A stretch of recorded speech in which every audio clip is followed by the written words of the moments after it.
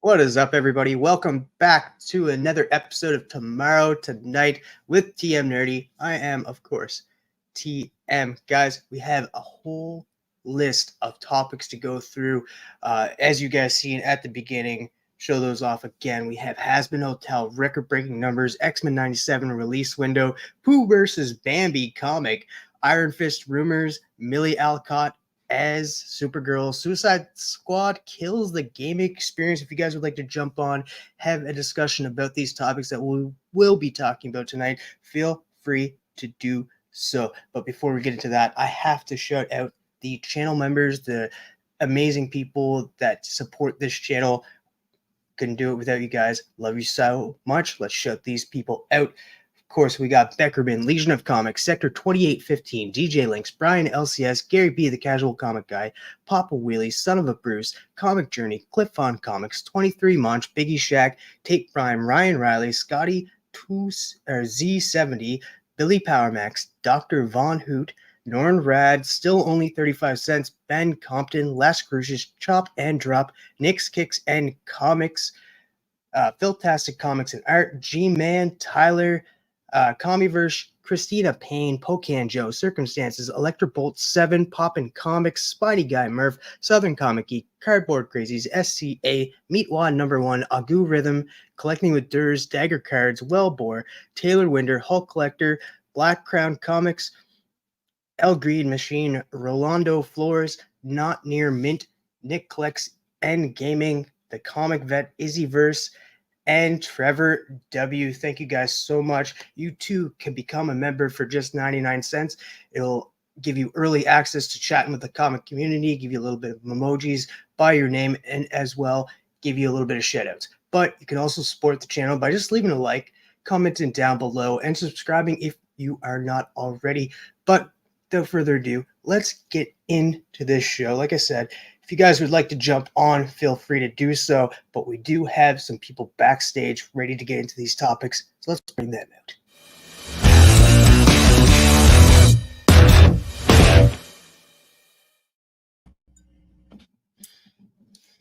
out.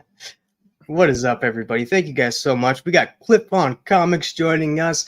We got C Bizzle joining us. And of course, we got the infamous Papa Wheelie joining us. Thank you guys so much.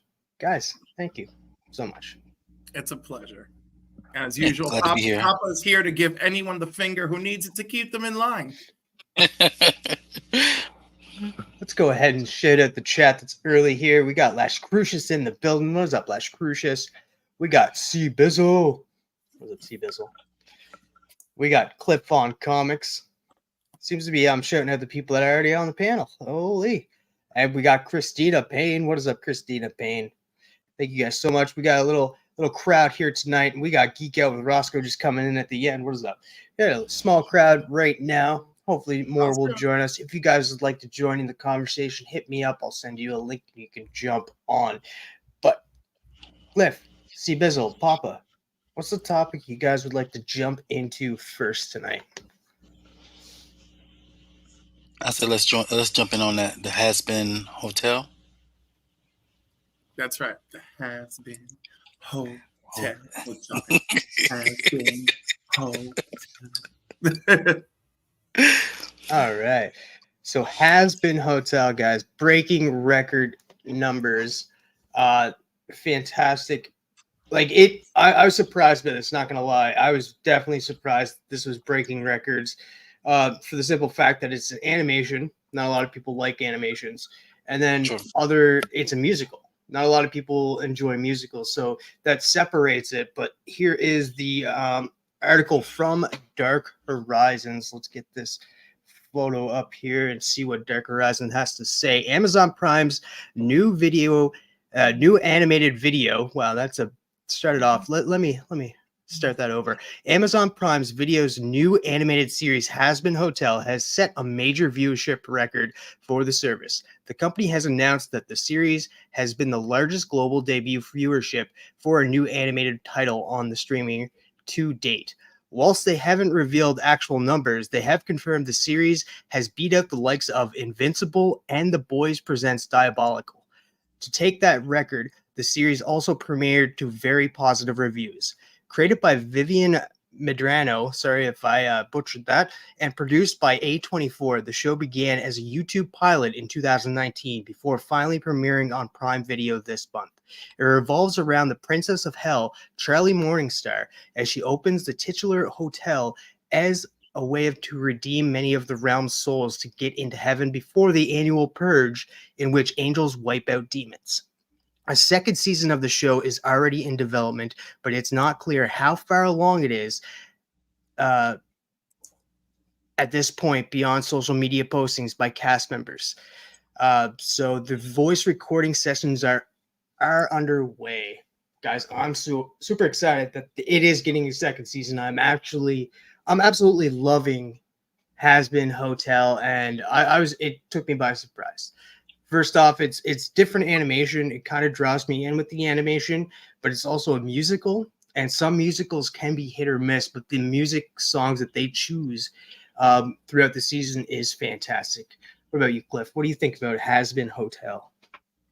No, it's great. You're so funny. The musical choices. They wrote the music. The music works. Like they wrote good numbers for this.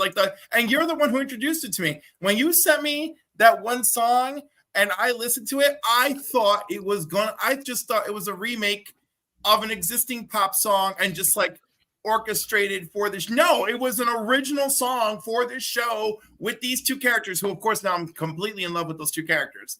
And anyhow, I loved it. I'm hooked. I'm caught up yesterday. I'm pissed because I'm afraid that that's like the cutoff point. But you tell me there may be more episodes, so we'll see.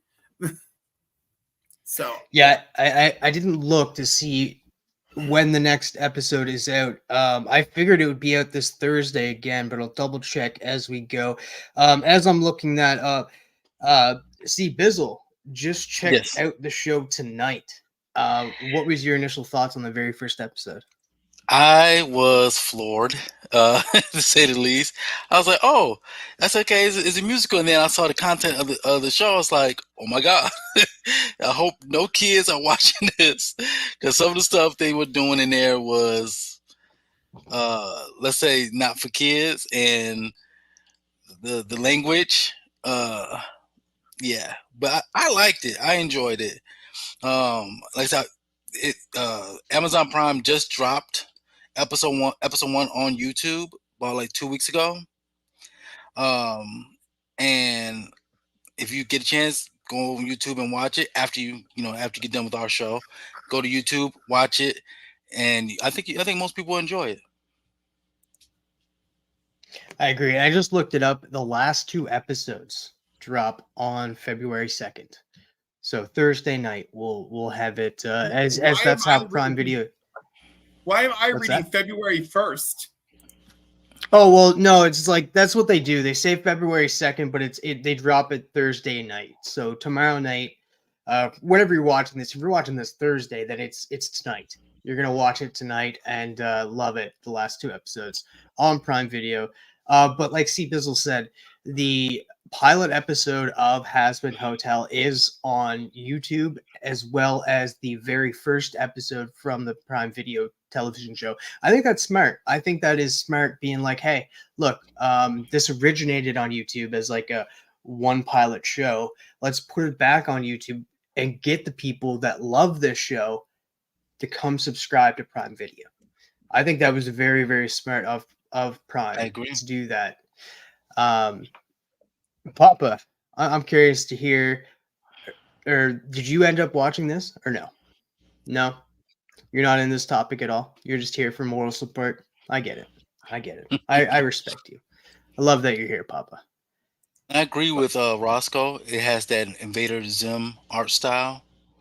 So yeah, I agree with that. It definitely does. And also, if you definitely go check out the pilot compared to the art now, you could definitely tell it was an A24 independent animation team at that point, because it was a little chalky, but still worked, and definitely had more of the Invader Zim art style than the original. I'm curious to know, guys, who are some of your favorite characters on that show? Because like it's a phenomenon how this show just came out of, well, I guess it didn't come out of nowhere because you have it come 4 years ago. I'm surprised Prime just picked it up recently. But yeah, it's a phenomenon how this just kind of, for a show that was out on YouTube 20 or 4 years ago, to just all of a sudden make this big smash and boom on Prime Video. It's surprising. Who are some of you guys' favorite characters so far? Now, I only watch episode 1. I love the bizarre. The who? I didn't hear. Oh, I thought somebody said something. Can y'all hear me okay? Yeah, I can hear you. Okay. So I like Husk. He was cool. Like I said, I want to watch more episodes so I could get a better understanding of each character. What's that little one that was always at the bar with Husk? You mean the cleaning girl? Yeah. Like the episode 1, every time she was Vaggie was trying to, record her, she'll get like stage fright, and her, her one eye would just be, first she have a big, her pupils will be big, and then all of a sudden it shrinks into almost nothing, and she has the stage fright. And I would like to know more about that character myself. Yeah, that's the character that Alistar brought in. He's like, yeah, I'm gonna bring this character in, and she's gonna be the cleaning lady. I think you find that out in the pilot. Like that. Okay. Yes, because he brings in Husk in the pilot as well. But Okay. in the Amazon pilot, you are told that Husk is there because of Alistair, and he, and like he's like bound to the hotel too. So I'm like, oh, okay. Yeah. Now, I'm curious to know, guys. Like, I know, Cliff, you love Alistair. I love Alistair too. That's the radio demon for anybody who's watching that hasn't watched the show. Are you surprised that this broke records? Because, of course, it's going up against Invincible and The Boys Diabolical, which are two comic book related animation out there. But are you surprised that a musical comedy, beat out the likes of Invincible and The Boys Diabolical? A little bit, but also maybe not really. Right? Because we can fight it, we can deny it, we could say what we want, but like people want other things, than superhero action, Star Wars related shit that we all love, and I get it, but like, it's a wear down. And here you have a story about a princess in hell, Lucifer's daughter, and she wants to save souls. I mean, like, and it's really funny, so there you go. 22. I love 22. I'm still in shock that I won something from his 750. I didn't win anything. That's okay, because you'll have a chance to win something from the Council of Comics on our 750 show on the last Monday of February. But I do like the idea of. Oh, go ahead.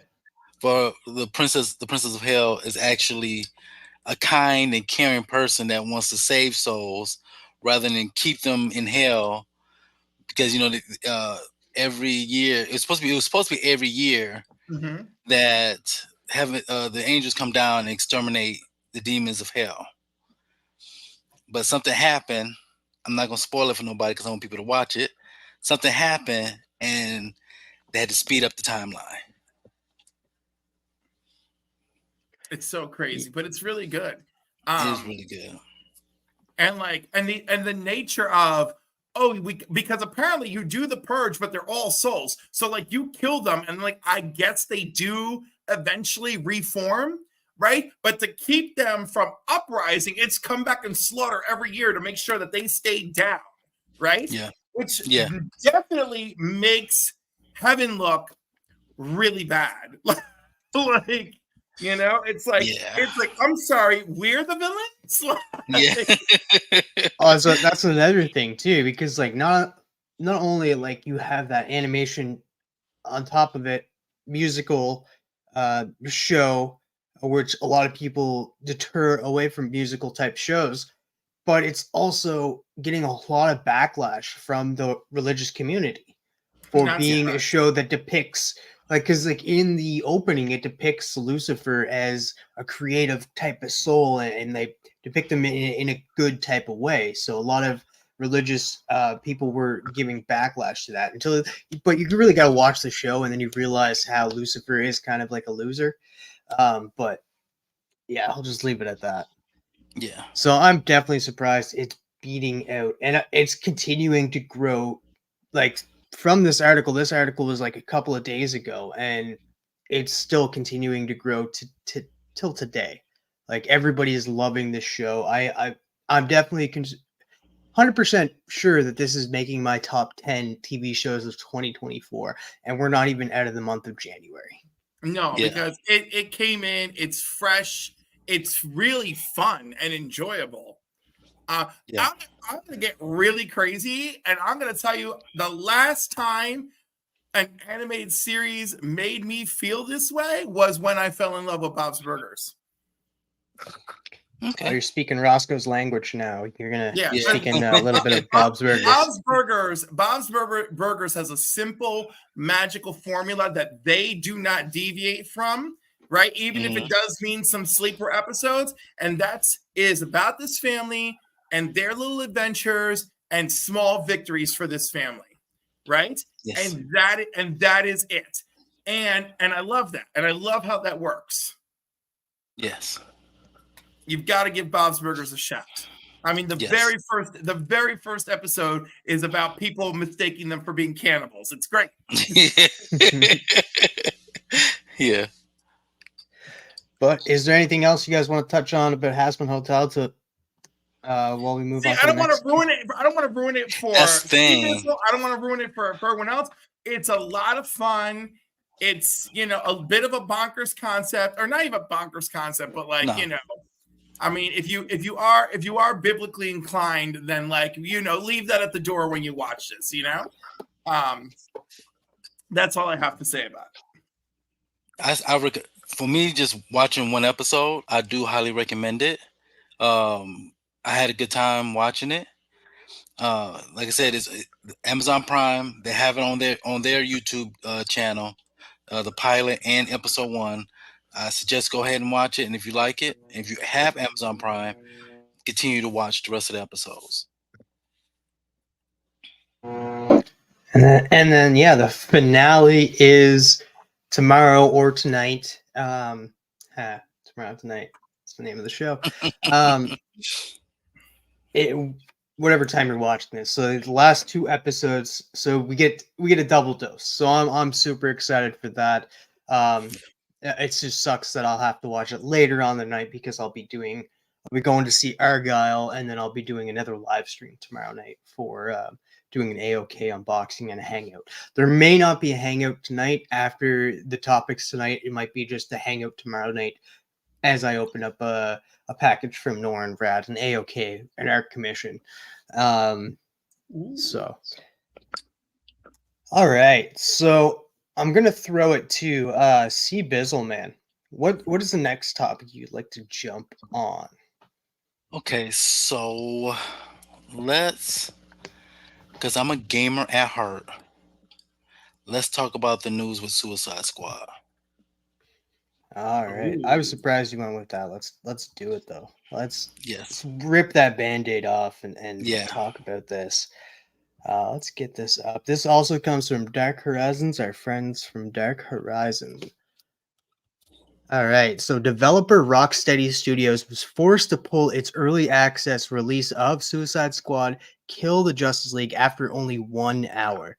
The studio took the servers offline after the players experienced a bug that led to them automatically completing the game after they logged in for the first time.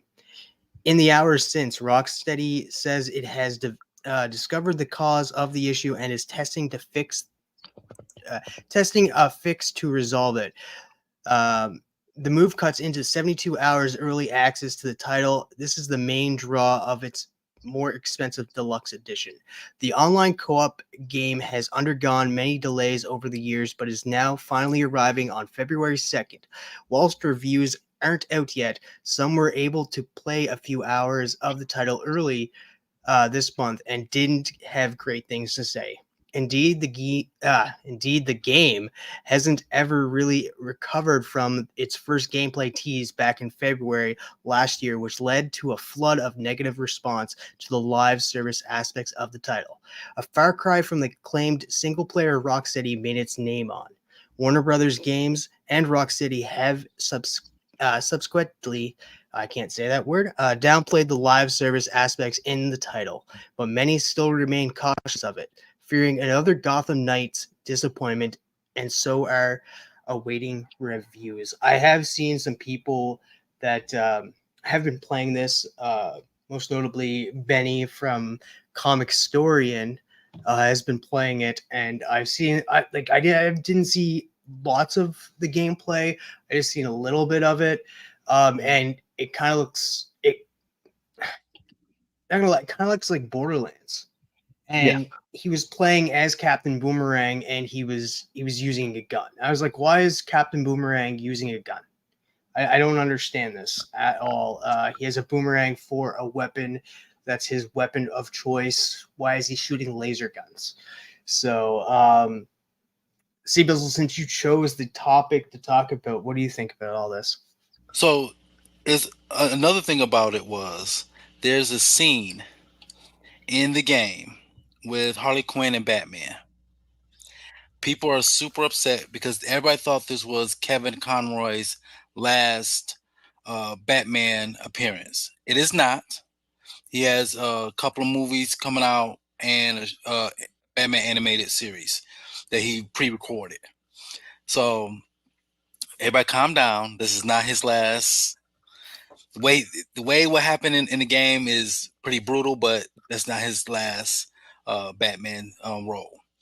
Couple of things too. They gave, with that glitch, they gave players who I think pre-ordered the deluxe edition, gave them only like 2,000 Luthor coins, which is equivalent to $20 for cosmetics. And I'm a firm believer in don't put your game out unless you know it's finished. Yeah, I'm okay with waiting. I want to play. I'm old school. I've been playing video games since the Atari 2600, and I want to play a finished game. I don't want to wait. And like the issue with like No Man's Sky, when that first dropped, it was a mess. But if you go play it right now for the first time ever, you will swear that's one of the best games of all time. But it took so many years of patches and updates to fix the glitches, and the same is going. But the problem with Suicide Squad is on the shoulders of Rocksteady. This company, in a lot of people's eyes, produced some of the best superhero video games ever. Like the Batman video games are some of the best ever. And for them to drop the ball on something like this, they should have just waited. Actually hire some actual beta testers to sit down and play this game, and so you get out all the bugs that need to be getting out of it. So that way, when it comes to the masses, we will have an actual functioning game. And for the love of God, his name is Captain Boomerang, not Captain Pistol. Okay? Not Captain Glock. Give him boomerangs to throw around. That's all I gotta say. Rant over. What about you, Cliff? What are your thoughts on this? You know, it's so funny because I am finding comments online of people saying, this game is actually fun when I don't have an a-hole in my ear telling me it's garbage. So I guess that's something to be said, but everything I'm seeing just confirms it was never a game for me. But I think C-Bizzle said all of it best, so that's good. You're right. Although, I do believe Captain Boomerang having the gun in this scenario where the Justice League are deadly, might be warranted. Yeah, I could see where it'd be warranted, but his majority of his weapons should be just the boomerang. And I want to say this to the interwebs: if you like the game, I'm okay with that. That's one thing I love about all my hobbies: video games, comic books, movies. If you love it. Don't let anybody deter you because of what they say. I stay away from reviews for the most part. I want to review it for myself. I want to watch the movie for myself. I want to play the video game for myself. Read the comics for myself. So if you love it, continue to love it, and don't listen to the haters. Because that's all it's going to be. I got several games I play on a daily basis that not a lot of people like. So continue on playing your games. Continue on reading your comic books. I agree. I did see some of those comments on Kevin Conroy being like, "Oh, most of them are saying like, oh, he did it for a paycheck and stuff." And then I was like, "Well, come on now, like." And like they were like, "Oh, you're making him look bad. This is the last thing he's going out on and stuff." This was like back in 2019. They were developing this game, Yep. and that it's not his fault or the developer's fault that he died. Sadly, rest in peace, Kevin Conroy. It's nobody's fault that happened. It's sad that it happened, that this was the last project that he did, but it's nobody's at fault for making this last project. So a lot of people got to kind of, you know what, cool their jets a little bit, I think. Yeah, but he still got other stuff coming out later on. Like, this is not going to be the last time you're going to see, or the last time you're going to hear his voice for that particular character. That's good. That's good. So this is definitely, so a lot of people are just complaining to complain now because, And they Pretty don't much. know any better. No, But no. he is scheduled to be in Crisis on Infinite Earths Part 3. Yep. Yes. that has got me excited for Crisis on Infinite Earths Part 3. Also, Lobo is supposed to be back in that series. Not sure if it's going to be Part 2 or Part 3. So it's another topic for another day, for sure. I like the first Crisis on Infinite Earths Part 1. I enjoyed it. If you guys have not watched it, definitely give it a shot. It's out on digital and on physical now. If you release a game, or hell, a movie for that matter, early, all our money and maybe 2 or 3 of the game, Rockstar Games, should know better. Yes. Yeah, they definitely should. Yes. You know, I agree. Unfortunately, I made this argument many years ago.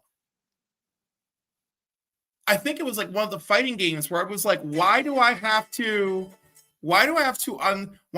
paying to unlock 4 more characters? Why am I waiting for another patch to fix glitches?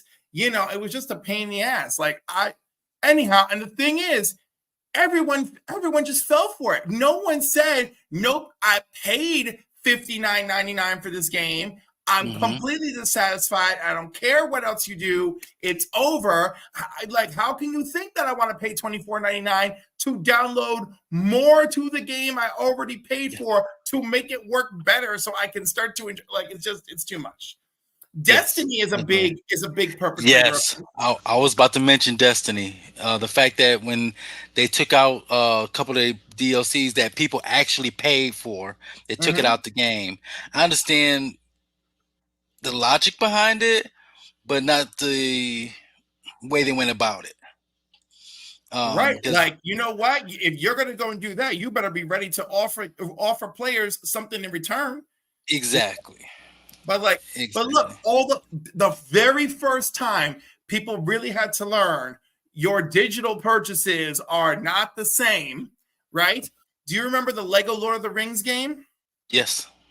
As soon as they lost the rights to Lord of the Rings, that game came off of servers, and if you paid for the digital copy, you no longer owned it. It doesn't exist anymore. So, and then of course, try to find a physical copy of that game. It is Good big luck. because that is it. Good luck. Now, Rocksteady didn't develop all of the Batman games. Wasn't it Batman Origins they didn't do? Yes, or am I wrong? Okay. I believe that they didn't do Origins, but the fact that they did the first two, and they were huge, like they were like the biggest comic book video game, out. Period. And Yeah, but I then love see those them, games. and it was like they like you read, it was a single player game, and it fit. It fit. You can't do a single player game if you're the Suicide Squad. I know they can't do it because it's supposed to be a team book, and you want to have more than one player um, controlling each one of the Suicide Squad members. But Rocksteady should have known to get their stuff in order and get it ordered before it comes out. Because I can't understand this. Because we have history of this. We have history of video game companies who will put out a game. One of my favorite games to play of all time right now is on the Xbox. It's called Sea of Thieves. If you play Sea of Thieves back in 2018 and then play it now, it's complete night and day. And I can't understand how companies in 2023, 2024 not understand that if you have a game and it's not ready, why put it out? Because you won't get backlash from it. And some companies actually closed, like shut down their doors because the super bad reviews of their games. I So hope Rocksteady, Rocksteady learned from this. yeah. Did Rocksteady do the last one in though? Like, because I loved Arkham City and Arkham Asylum were the two first ones that they did. Absolutely love those. But did they do what was the last one? I'm looking it up for you right now. The power and the magic of television. Yeah. They did Best game Arkham. ever was Rampaging Hulk, Total Destruction. Never played that game. I played that game. It's actually pretty good. They did Arkham Asylum, Arkham City, and they did Arkham Knight. Yes, Arkham Knight. That's the Yeah. one right there, and Yeah. that got mixed reviews as well. Whenever Yes. that came out, I did enjoy that game. I did like the fact that you could use the Batmobile, but I Yes. did not like how some quest and like not even like side quests. Like it was like the Mhm. main story. You had to use the Batmobile, and it was like the hardest thing to do with the Batmobile. And Yeah. I had the hardest. I was getting so mad at that game every time I played it. I was just like, I like the Batmobile, but I really wish that this aspect wasn't in the very story mode that I'm playing. Yeah. So that's when Rocksteady kind of might have like started to lose their Mm. yeah. Yeah. Welcome back, Cliff. Do you have anything else that you guys want to add to this topic of the Suicide Kills the gaming experience? Will you guys be playing it? Will you guys in the chat be playing it? Anybody's watching this on the rewind, let me know in the comments down below. I sadly don't have a system right now, so I won't be playing it. I will be living through online gaming through other people's eyes. What about you guys? I'm That's not. how I've been doing it. Yeah. I'm not scheduled to pick it up. I'm gonna wait until it goes on sale. Similar like what I did for Marvel's Avengers. Um, I'm not like getting it on day one. Sorry. Not to mention when by the time Marvel's Avengers went on sale and you got it, it was like the gold edition or silver edition or whatever, and all this extra stuff was in there. And you don't have to worry about it. By the time you Exactly. paid for it at discount, the game was finally enjoyable. Exactly. Now, if it was Bizzle like 20 years ago, yeah, I would have been at GameStop for midnight release, standing in the line. No, now I'm trying to have time to play video games. Is where I'm at right now. That's fair. What about you, Pop? Are you going to be getting this game? I know you're a big gamer. You do a lot of gaming over on your channel with Disney Racing and World Tour Golf. Typing away as he types away. PSN Green Hawkster says we need Marvel games to follow Ghost of Tsushima multiplayer design. Yeah, I can see that. It will be. It have to be.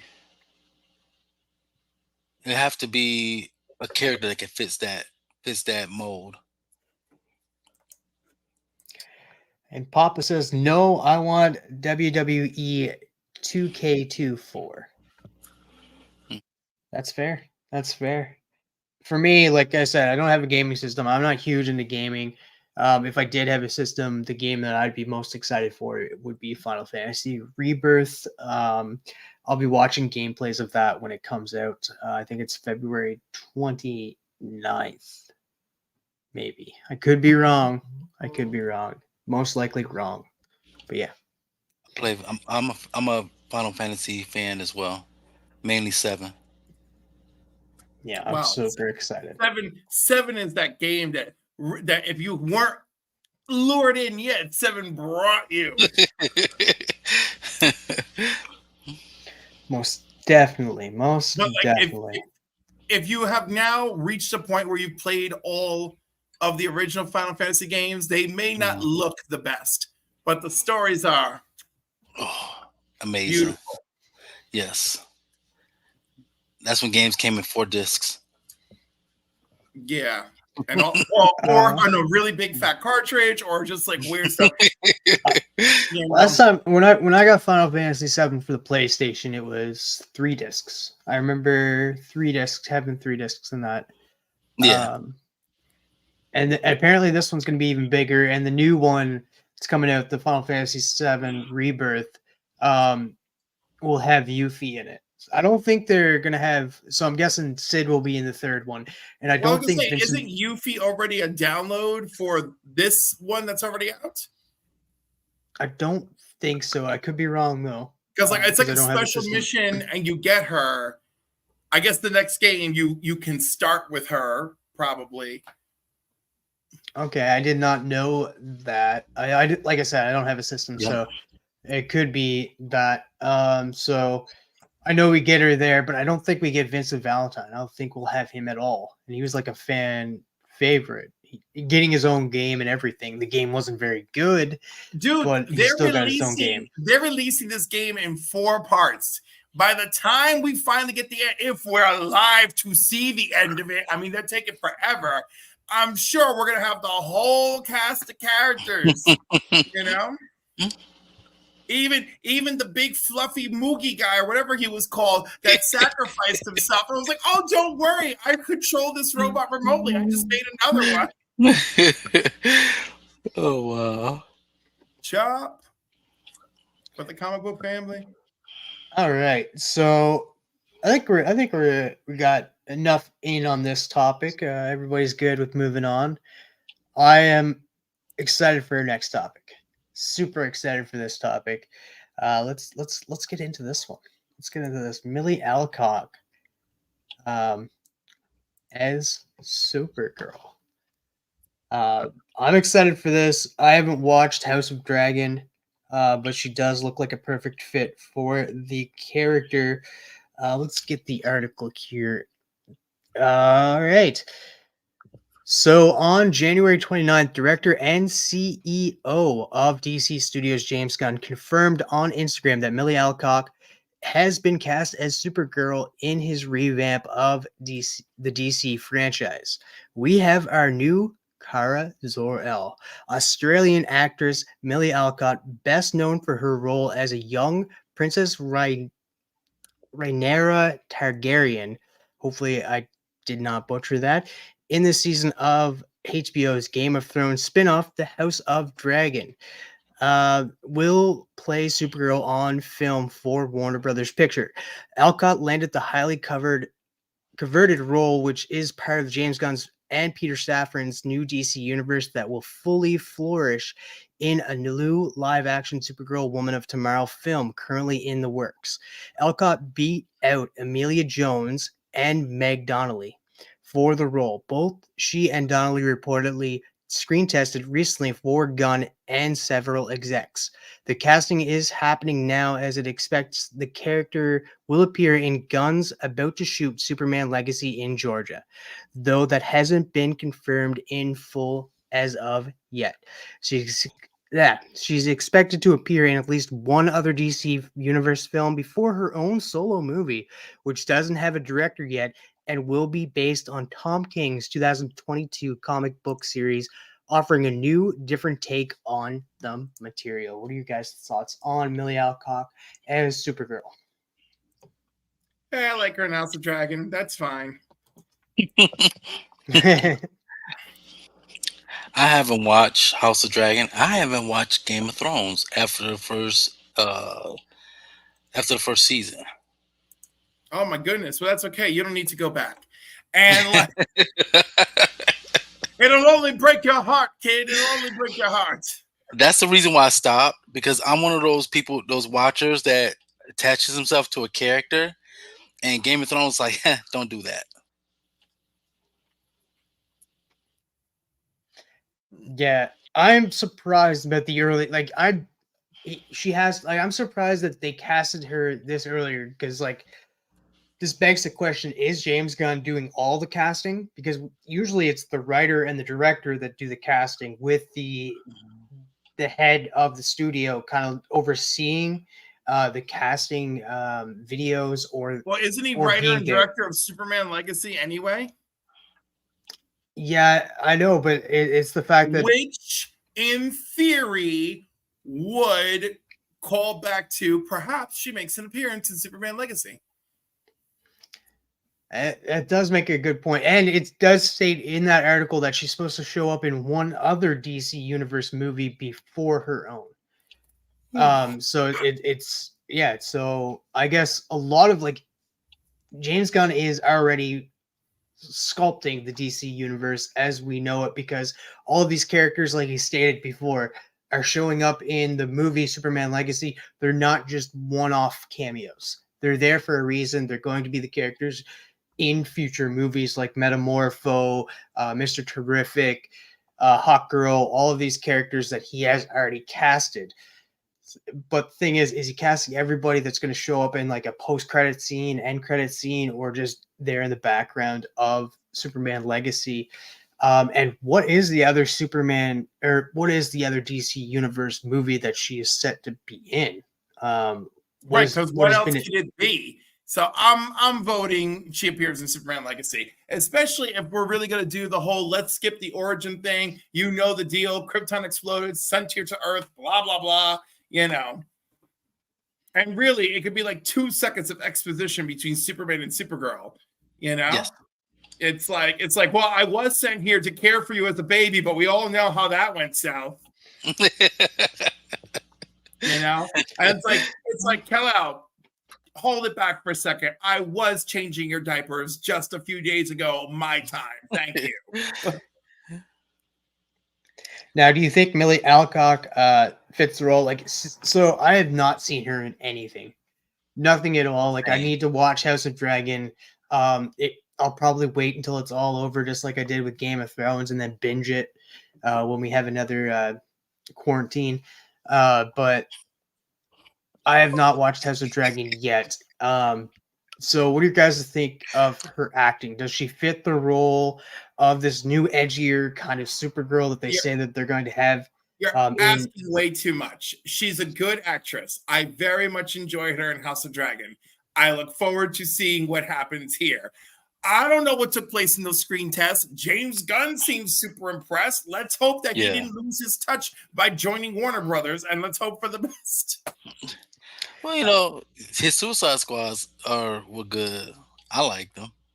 I also like his one Suicide Squad, and most people love Peacemaker. Yay! However, we have to acknowledge that his Suicide Squad got very mixed reviews. Not as mixed as the first one, which was just bad reviews. Yeah.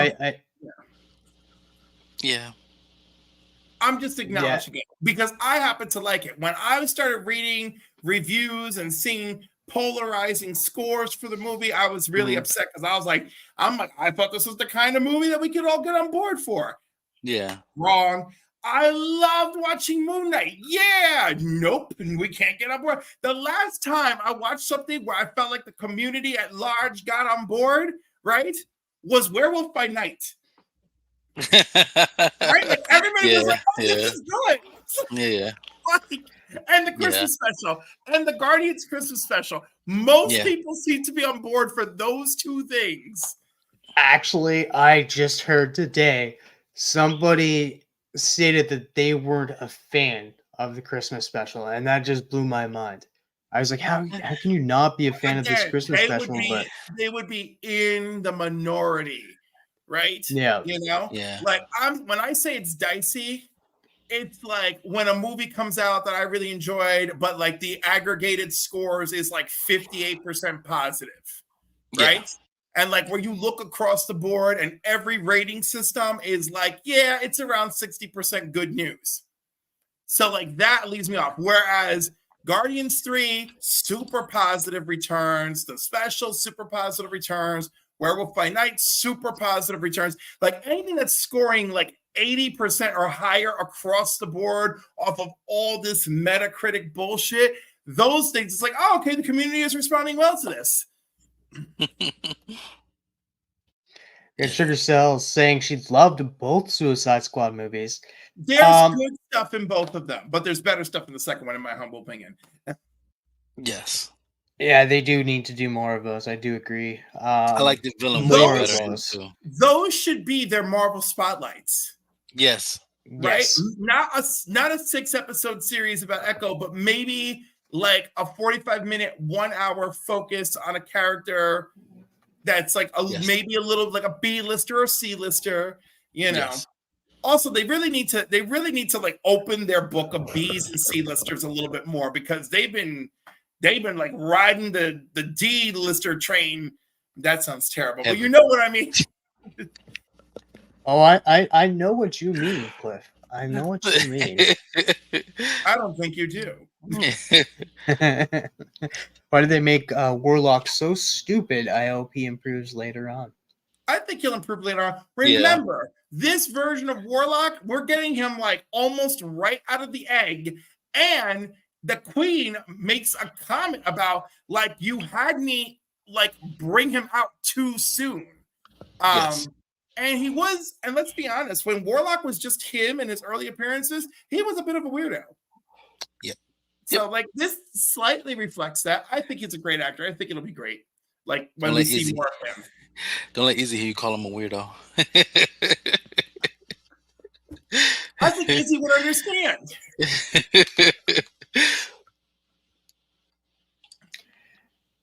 Now, I know that there's a lot of blowback too, that people are just like, they wanted I can't think of her name right now. The one who played Flash Supergirl, they wanted her, and she was lovely, and I really enjoyed her myself. And it's just one more freaking letdown by this massive DC makeover that doesn't include specific things that look like nepotism. Of course. I understand. I think I hit a nerve there. Yeah, no, I do agree. I loved her as Supergirl, and that they are talking about maybe potentially doing an Elseworlds with that Supergirl. So I really hope they do bring her back as Supergirl. But they do need to wouldn't it be cool if she actually shows up in Michael B. Jordan's Superman? Oh, that would be pretty cool. Not gonna lie. That would be pretty cool. That would just make everything right. But also, if they're from separate houses, if they do the Val Zod thing and she's still Kara Zor-El, then they can date. And it's not creepy. Exactly. Anyone has no opinion on things. Thank you, Phil. I do like that, but not to be that guy, but you're going to. I feel, Supergirl, Woman of Tomorrow. I wanted to stick to that character, that white blonde hair girl. I know Now look at this white guy saying he wants another white character in another superhero movie. You and your Um, cis hetero Caucasianness right now. Good Lord. Good Lord. All right. That's okay. Listen, Proceed. Yeah. I want it comic accurate to that character, but I still liked the Flash's Supergirl, and I really hope we get her as well in the near future. I'm gonna forgive you because you're okay with the Percy Jackson Disney casting and you didn't say shit about it. So I'm gonna let this slide.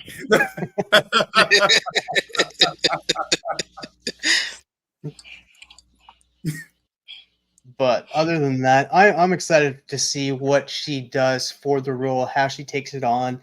I'm wondering too, because like James Gunn did give her high praise. Like this, she just she I don't know the right words to say, but she really impressed James Gunn. So I'm excited, and we all know James Gunn is he does pick the right characters, the right actors or actresses for the roles that he's picking.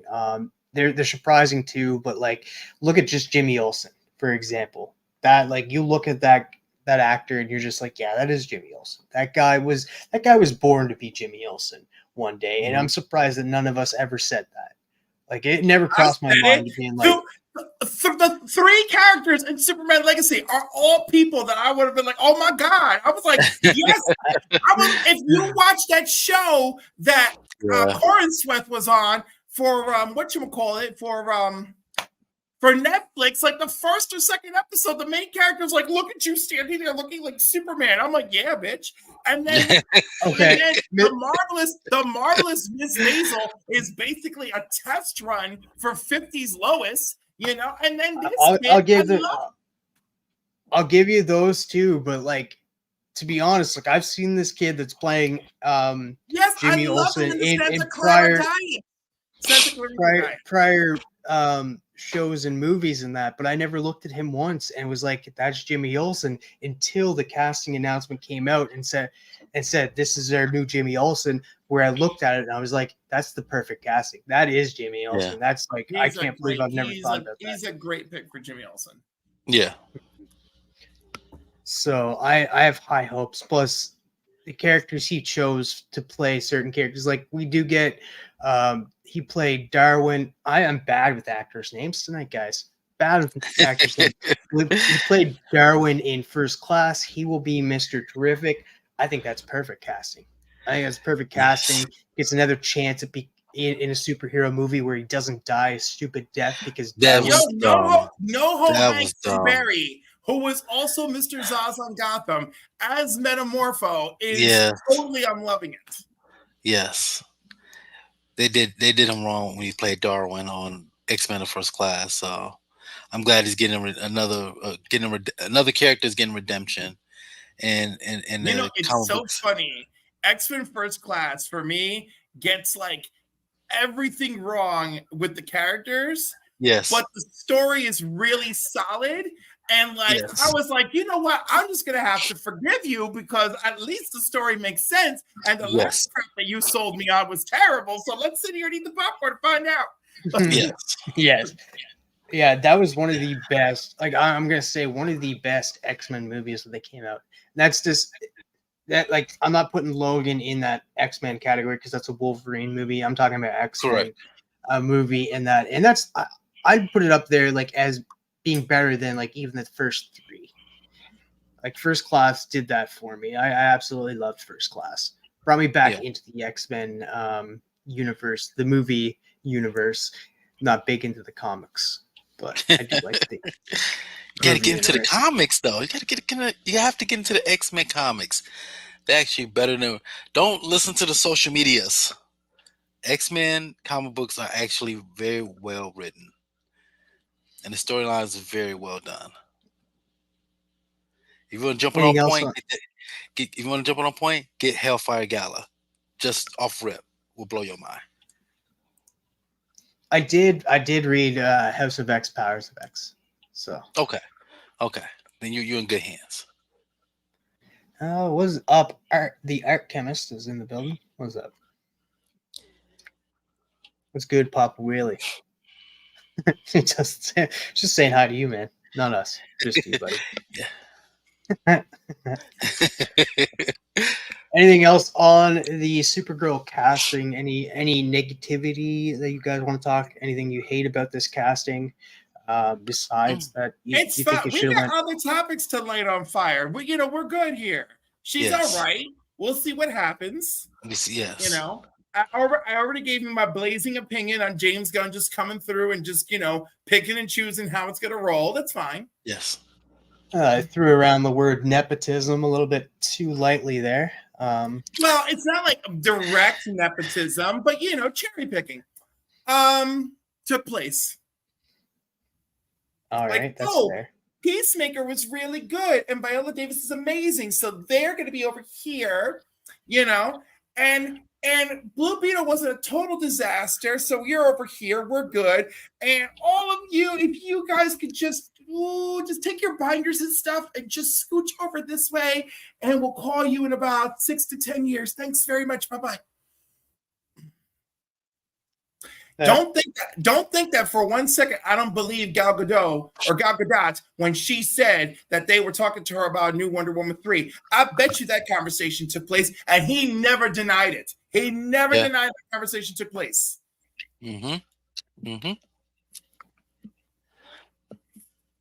That's fair. That's fair. I do agree with most of that statement and that, because like Viola Davis has been like in the DCU like everywhere. Like she's been in it playing this character since the Batman v Superman? No, the first Suicide Squad movie. Which one came first? The Suicide Squad. Suicide Squad. Right, because then we see her at the end of BVS where they're having a little back and forth. When was that? That was her that and was Bruce a while at the end of Batman vs Superman. They're in a restaurant, and she's got like a folder on the Suicide Squad that they're talking about on the table because, of course, she's worried about Superman. Which is hilarious because when she shows up at the end of Black Adam, guess who called Superman? And she fits that character. Amanda Waller is everywhere right now in DC Comics. So it's almost fitting that Viola Davis is everywhere in the movies as well. Which you could find the first appearance of Amanda Waller under $20, which is criminally underrated. I picked it up for 10. That's what I picked up for. Yeah. Also, to speak on the Blue Beetle portion where you said he stated that it would have a home even before the movie came out. Because he saw it and he enjoyed it, and he was just like, it's a movie where it could stand on its own, and then we can kind of move it into the DCU if we wanted to, because it didn't have any big references to the old DCU reign. Like it had the mention of Batman and stuff, but it didn't have like, is Ben Affleck's Batman or Henry Cavill's Superman. So they kind of like went a little bit vague. And so they can kind of incorporate him and be like, oh, no, he was in this universe the whole time. So that was already decided prior to the movie coming out. But I do agree. He's cherry picking and being like, hey, you know what? I made Peacemaker, even though we had like Aquaman and the Flash and like show up at the end of Peacemaker. We'll change that and just make it work over here. And it won't be confusing at all, but it will be. Just because he created it and he wants that to be in the future of the DC, which I can't blame him. It's his baby. He loved making it, and a lot of fans love that show. So I can agree with him on wanting to bring that. But does it all make sense? No. It's probably better that he just had a clean slate and just went forward with that. Yeah.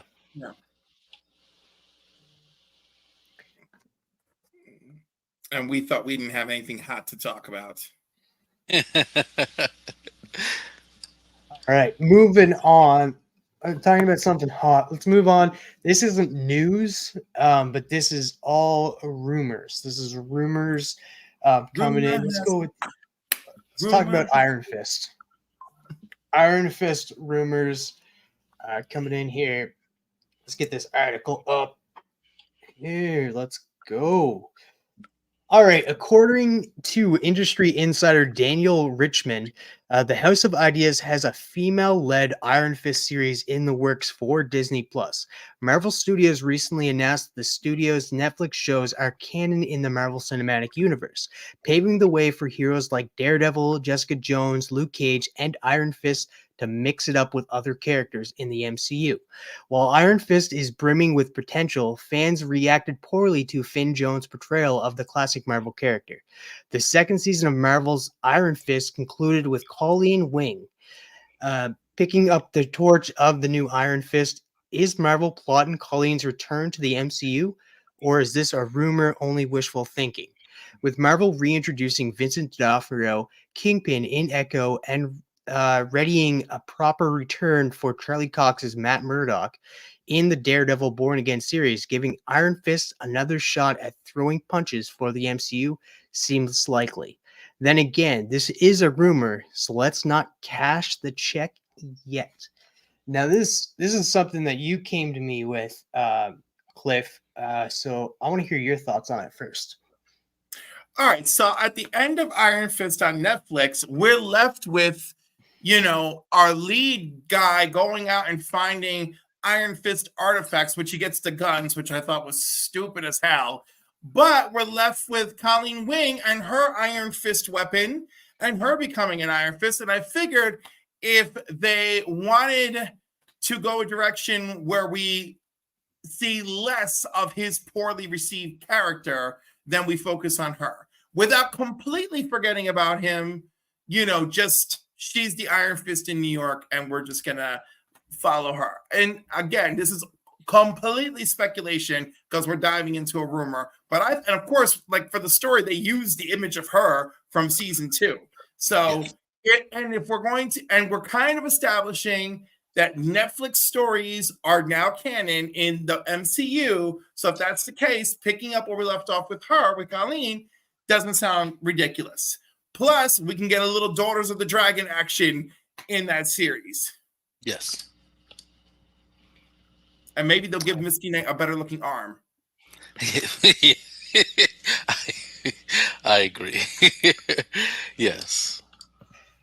Now, I do like this because I did not like the actor who portrayed Iron Fist in that series whatsoever, but I like everything else. I actually like him. I feel bad that it's played out the way it did. Like in the Defenders, I thought the Defenders got the chemistry right for him, right? Yes. Especially every time he said, "I'm the immortal Iron Fist," and the Defenders all of them would look at him and be like, "This bitch." Yeah. Right. I don't blame Finn Jones. I blame the writers. Yeah. For his character. And the choreography a little bit too. Especially in season 1. Yeah. And that was horrible. Or we like to call garbage. Yeah, apparently they thought we could do fighting in hallways for days and no one would notice or care. I'm like, you can't give us fighting in hallways when you're giving us Iron Fist. Yeah. However, when he swung in from that helicopter and blew up that boardroom with the Iron Fist, that was fire, and I have to give it to them. I give you that. It's just the fact, like how you said in the Defenders. In both seasons of Iron Fist, him keeps saying that he's the immortal Iron Fist drove me up the wall. Like he says it less in season 2. True. Thankfully. Season 2, it's more like people throwing it in his face because he doesn't deserve it. So exactly. that works a little better for me. Exactly. Now in season 1, if you based it off of a drinking game, someone's gonna have alcohol poisoning.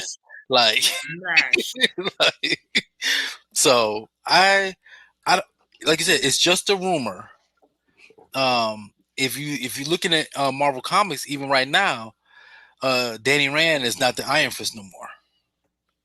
Am I correct? Is it somebody else? I can't remember Oh, who it was. I haven't looked at Iron Fist in so long. I don't know who I Iron think it Fist was. is. I think it was a character name.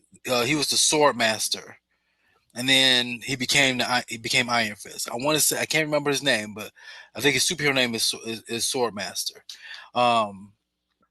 And right now, since he's not the Iron Fist in the comics, It's Lin Lei is the current Iron Fist. I think so.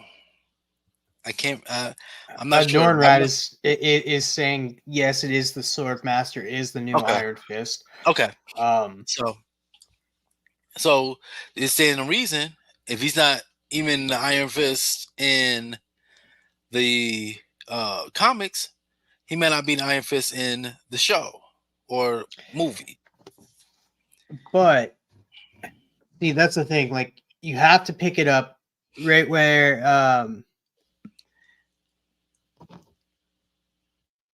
you have to pick it up right where Netflix started off, like end it. Like, because you have Charlie Cox coming back, you have certain characters like Vincent D'Onofrio playing the Kingpin. Supposedly Christian Ritter's coming back and Jessica Jones. Hopefully Mike Coulter comes back. If you're bringing back all of those characters, making them canon, you can't just be like, okay, here's a new character.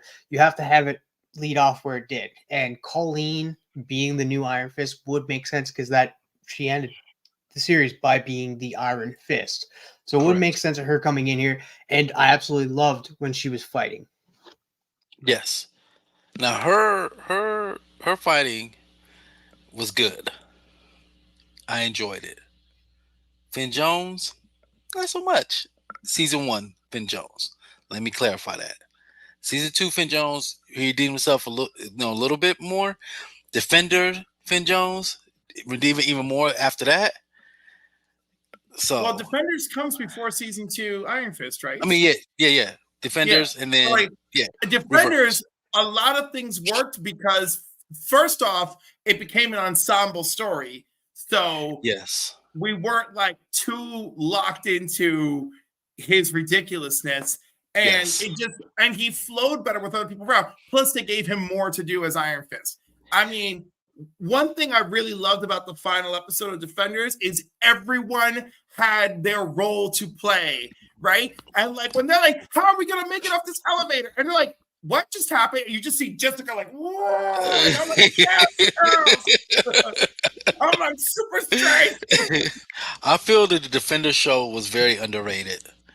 It really is, and it was pretty good for what it had to be. You know. Now, if we can raise love for these characters and move more into Marvel Universe direction, I would love to see a Doctor Strange-led Defenders team with these guys. Because he is in New York, right? And you know, it could just be one of these like weird mystical things that's happening, and it's like closing off New York. So he's forced to gather New York heroes, and the Avengers are either not in session or wherever. So he calls whoever he can. And it's like Spider-Man, the Iron Fist, Luke Cage, I don't know you. Jessica Jones, who are you? It's like Matt Murdock, the lawyer. You're a Daredevil. Like I just feel like Doctor Strange would be like, all right, here it is. What I got. No, I could be honest with y'all. I have not watched the Cloak and Dagger show. Don't. And would you be okay with them bringing?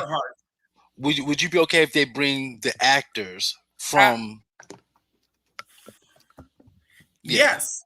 When we get Secret Wars and they rebuild the Marvel Universe, if those characters return as a new version of Cloak and Dagger, that actually makes sense, I would very much enjoy that. You know?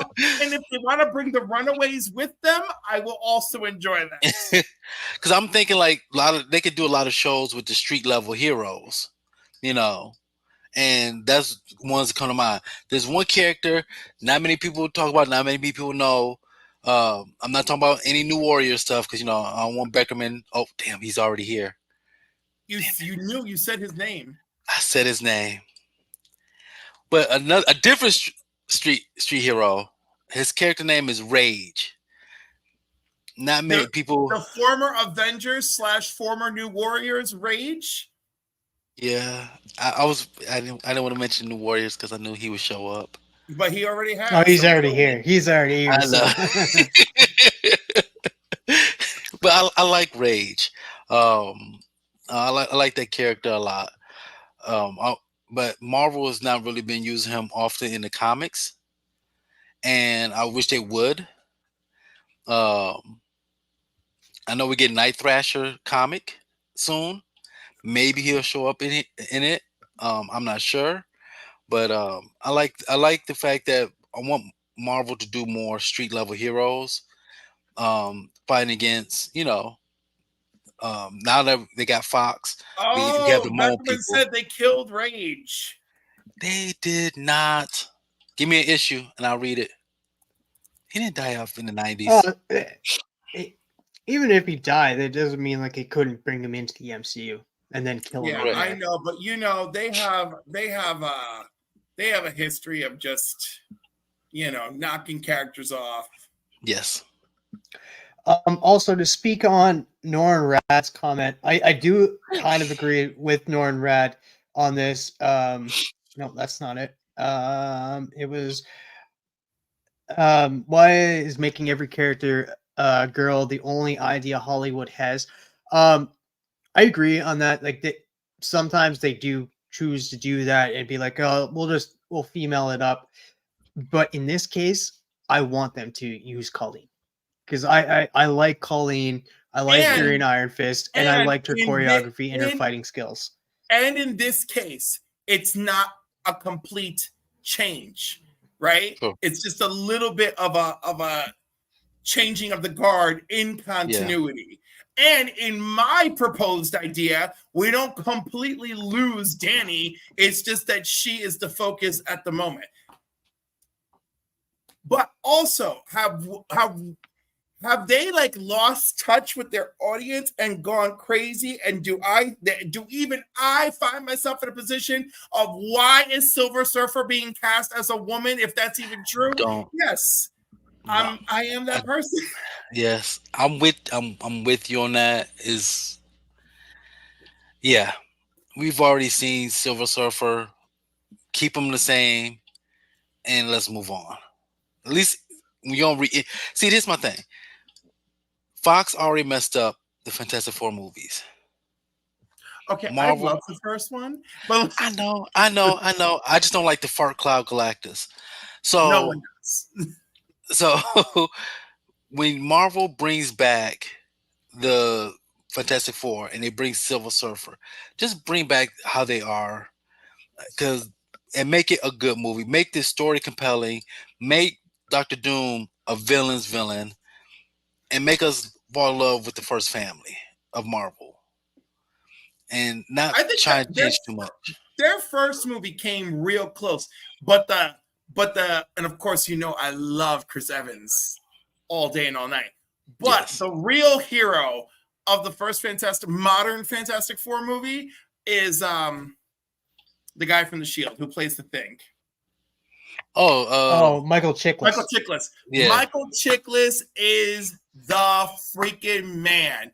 He Yes. makes you believe in that character. And Yes. and I remember this Marvel Knights Fantastic Four book, and it's being narrated by Sue the whole time, and she goes, "But your Uncle Ben." It's like he's 100% hero. And it's because he went for a job interview for a construction company. They're like, dude, we're not hiring anybody. And then the scaffolding fell and was going to kill these guys. And Ben grabbed the whole thing and saved everybody. And her narration is, but your Uncle Ben, he's 100% hero. And I'm like, this is so beautiful. And when I'm watching the movie and Michael Chiklis is doing everything he can in that big finale scene, and Sue's got the nosebleed because she's doing the force field thing, like all that was so good for me. So yes, I agree with you. We know who they are. Maybe we don't have to do a whole new origin thing. Just bring them in and tell a great story. Just tell a great story. That's all I ask. Make sure your story has a great villain, and that villain feels like a villain. I'm getting tired of all these anti-heroes, and I want to feel sympathy for a villain. That's why I never really watched. That's another thing. Like, why Yes. are we so afraid to just have an evil villain? Although, see, Doom is complicated too, because he is another nuanced villain. Although it's easy just to lean into his evil, but then he does shit like, well, you wouldn't have been able to save the world without me, Richard. Remember, Sue Storm, I delivered that child and I am her godfather. He does all that shit too, so he's complicated. Also, Stan Lee stated that he doesn't even look at Doctor Doom as a villain. Yeah, that's a real thing that Stan Lee said, but it's not great. It's not good for our cause. No. You know? But yeah, give me. See, Kang is a great villain who's nuanced but leaned into evil, but that completely blew up in our faces. Yes. But that was a great. I know why you're evil, but is super fucking crazy evil villain. Yes. I still think they're going the Kang route too. Like, they're not dropping that route. They had so many plans. They're not just going to scrap all of those plans. I think Kang is still going to be. Yeah, they invested so much in the Kang storyline that I don't think they're going to scrap it. I think they're going to recast and move forward with that instead of going with. I honestly think the best thing they could do for themselves is recast and focus on quality storytelling, and move through. Yes. And please do not give me another freaking, alien cats rescuing people set to the tune of memories from the musical Cats. And it's funny, I got into it with a friend of mine. He loved that scene in the Marvels, and I hate that scene in the Marvels. Yeah. And he's like, I hated the musical number. I'm like, the musical number is like 2 seconds compared to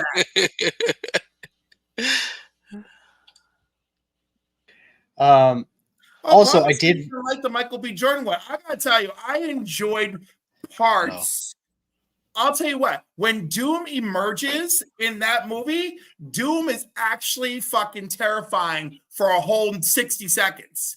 Because he just shows up, nobody knows what to make of him, nothing, there's no stopping him, and that's great. He's just scary and just owning shit as he just walks around a freaking corner.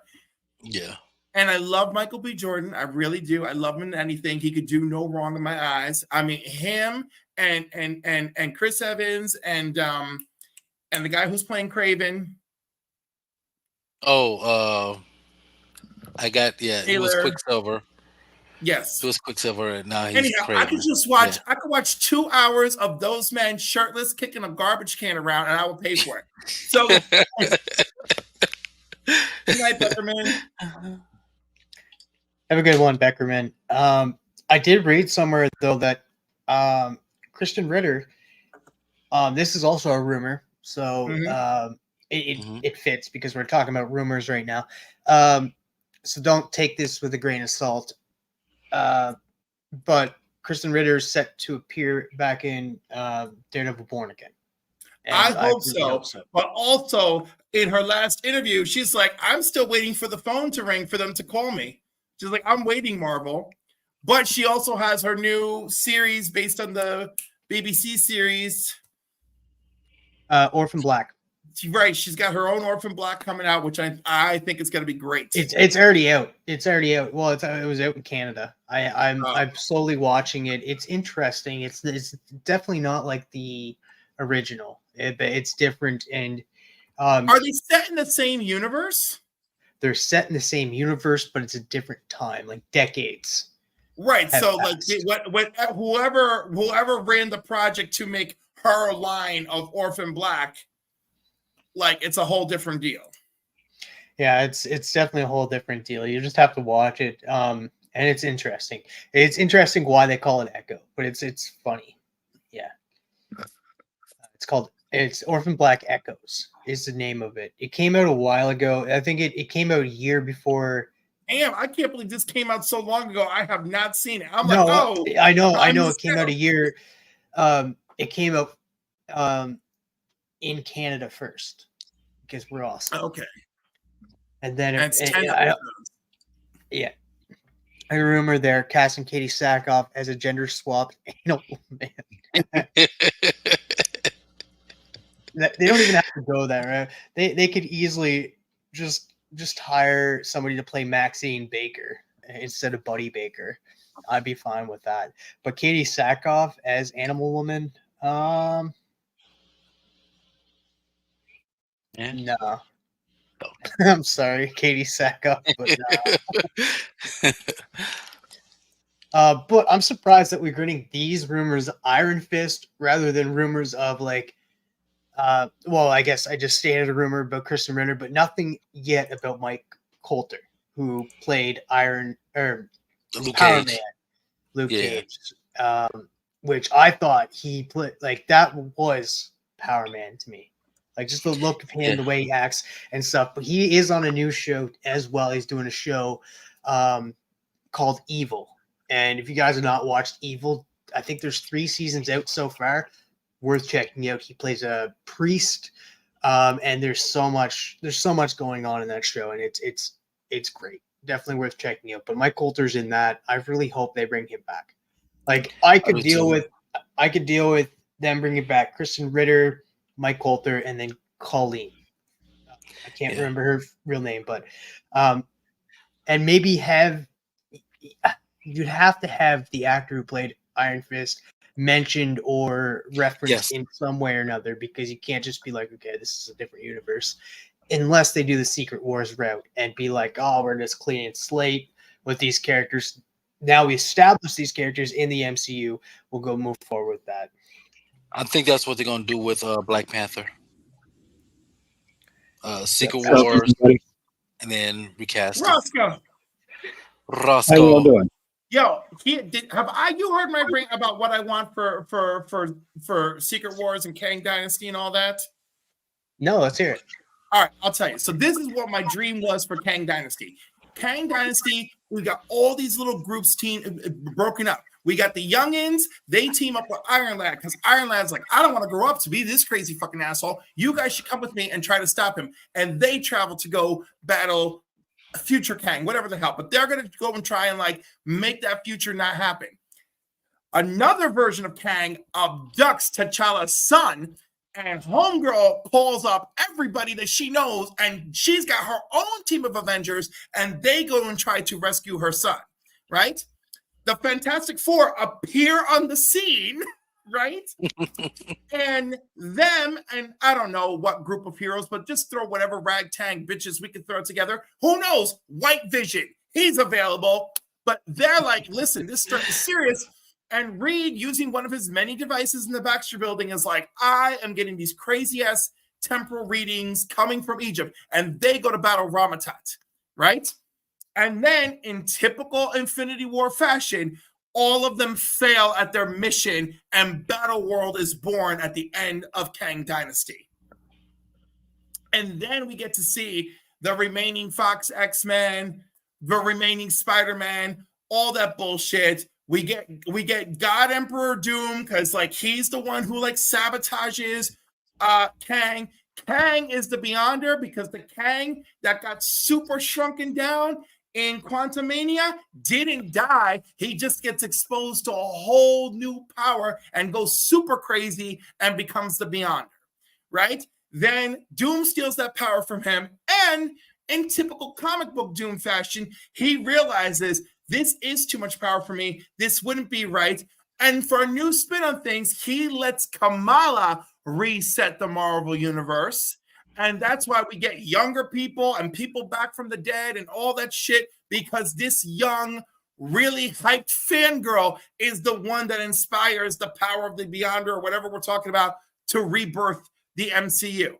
I know this is a whole lot. I'm throwing it out, but that would be exciting for me over 2 movies, personally. Oh, you did all that in 2 movies? Yeah. I'm just saying, we make 2 3-hour fucking epics. Take us on a goddamn ride. Impress me, bitches. Y'all haven't done it in a while. It's time. I think the next time that they're going to do that is with Deadpool 3. Also, I think Netflix did it right with making these TV shows with the street level heroes, with Daredevil Born Again coming as well. That's going to be a TV show. I really think that they should do that with the street level characters. Even a Spider-Man TV show wouldn't be that that big of a stretch to bring viewers in.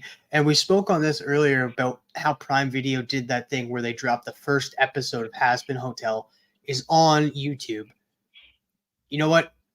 Disney knows Disney knows they have the Marvel fans, they have the Star Wars fans that are already there. Get new fans in it. Drop the first episode of a certain show on YouTube. Get them in there. Be like, you want to see the rest? Like, give them a little taste, right? Give them a little bit of a taste and be like, this is what you could expect from this TV show. If you like it, come on over to Disney Plus, subscribe to Disney Plus, and do that. That would be smart because it's working for Prime Video with dropping the first episode of Hazbin Hotel. So I really think they should do that and bring in these regular characters. So you know how well Daredevil would do if everybody's like on YouTube and they're seeing this new episode of Daredevil that's on Disney Plus. They're like, oh, we got to check out the rest. Charlie Cox is back. Oh, Jessica Jones is in this show. Frig, yes. Love Kristen Ritter as Jessica Jones. Go ahead, Cliff. Yeah, that better be a hell of a good first episode. Also, Paramount Plus has done this with many of their first episodes. They've gone and like put it to YouTube. It's like, oh, the new Frasier. Here's episode 1 for free. Like a lot of them have put this stuff on YouTube to drum up additional interest. You know? Yeah. But you make a good point. Maybe they should do that, especially because these are larger budget shows and you want to lure people in. But of course, they have to be making a quality product. I know a lot of people that they saw the freaking pilot for Echo for free. They would have been like, "Well, I'm not coming back for this." Like, you know, that wasn't enough to satisfy me. Exactly. You know, but I already have Hulu and I already have Disney, and I was like, "Well, let me just binge this and let's see what happens." Yeah, but we're already the viewership that they already have. Like we're in it. We've been in it for a while. They new viewership. They need to bring people into the service. And I remember hearing something about She-Hulk. Like there's people that actually did like She-Hulk, but the fact that they put in so much money into that series was just not good. Like it was like what? Especially for that level of CGI. Oh my God. Yeah. Why She-Hulk didn't look at the camera and be like, where's the budget for this? Why that never happened is an outrage. That's the fourth wall we needed broken. One of the best CGI I've seen was in Iron Man 3. At the end, where Tony Stark was getting ready, had the arc reactor, and he threw it. You know, after that big gaping hole of his house, and he threw his little arc thing. You know that wasn't really Robert Downey, right? Right. It was because he got injured, and they had to use CGI for his face with a different actor or stand-in, like stuff like that. In comparison, what we're getting now with She-Hulk and Black Widow, this CGI is a criminal because just pay them. You know, comic books is a visual media. Why not spend the most money on that? Well, yeah, it was because of I want to say because of the overwork that Disney Plus put on the VFX artists that made them unionize. Like they were like, okay, we're gonna unionize now because we're getting put under like these hectic deadlines, time crunches, and we have to get this certain things done in a certain time, and we can't put all of our time into this or effort into making this look as best as we can. It's making our work look bad, which our names are on it, just because you want the product out at a certain time. So they were like, yeah, we can't work under these conditions. We're going to unionize. So that was all because of what Disney Plus was doing. So I'm glad that they are pushing back on their TV shows. Like they're putting out too much, and that was what was overworking a lot of these VFX artists as well as other writers, and that we're not getting quality product because at the time Disney execs were being like, okay, we need more. We need more stuff to put on our services. So let's just give them what they want, and let's write up a script right quick, and then put this out without any thinking. And some worked, some didn't. Not all hit. I would say the one show that did definitely hit was Loki, and Loki season 1 and 2. But anything else on the Iron Fist rumors or the Defenders or anything like that? Has anybody heard anything else about Jessica Jones? Any news about Misty Knight or anything? Like, I would love to see Misty Knight come back and that actress who played her. No, I haven't heard anything. And I want to see that in hopefully this Iron Fist. Yeah, I like what, and also like what Cliff said. The fact that I want Misty Knight's armor hand to be better looking than what it was. You're overrated, Papa. No, Jessica Jones with the Purple Man. I'm with Papa on that, man. I'm with Papa 100%, man. I'm not a fan of Jessica Jones. Luke Cage was and Daredevil were the best two. Yeah, I agree. I love Luke Cage.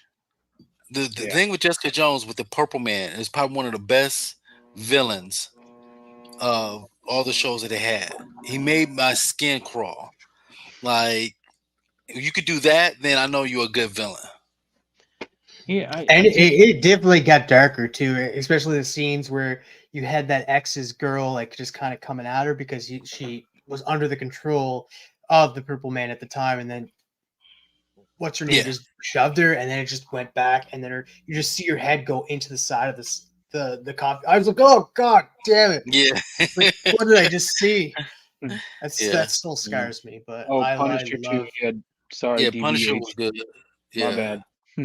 But I'm not a big fan of the actress who plays Jessica Jones, and that's why it just kind of never did it for me. I know Travis is like, I love her, but I just she's just kind of irked me. So that kind of did it for me. But Purple Man, you're right. Purple Man was dope, but she just not just me that loves her. Cliff loves her too. But he's not here. I can't say Cliff right now. He's got Spider-Boy there, though. That's my jam. Nice. But they're doing a good job. Alias series showing how guilty Jessica feels for being used in. Yeah, I do like that character. I liked her in Breaking Bad. I also liked her in The Bitch in Apartment 23. If you've not watched that, that's probably her best role. Absolutely love her in that role. And she's doing a pretty good role over at Orphan Black Echoes, playing the new kind of character, the new lead in that show. But I don't know. I'll just leave it at I'm all for Colleen taking the mantle of Iron Fist and coming and being the Iron Fist in the new series. Of course, we're gonna have to have reference to the guy who played Iron Fist as well. Yes, they got. But there is also another character that's getting recast, and that's D'Onofrio's Kingpin's wife, the actress who played her. Yeah, the actress who played Vanessa. It's getting recast into a new character. Okay.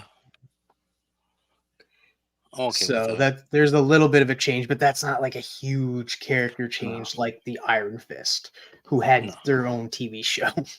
Exactly. Not just a minor character in that TV show. Yes. Her dad was a goat, her not so much. I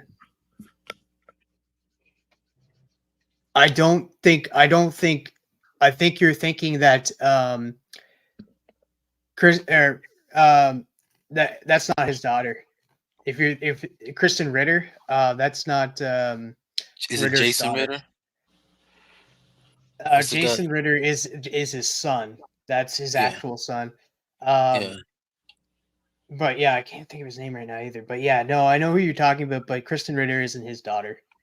The guy from Three's Company. John Ritter? John Ritter. That is. Yeah. Yeah, Jason Ritter's his son, and Kristen Ritter is not his daughter, though.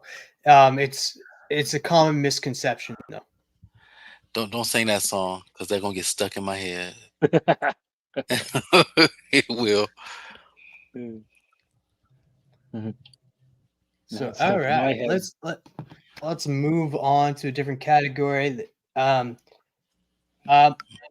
are you ready for this next topic? All right, let's do it. Let's do this next topic, and that is comic related topic. We got Pooh versus Bambi coming in here as a topic here. So let's get this going here.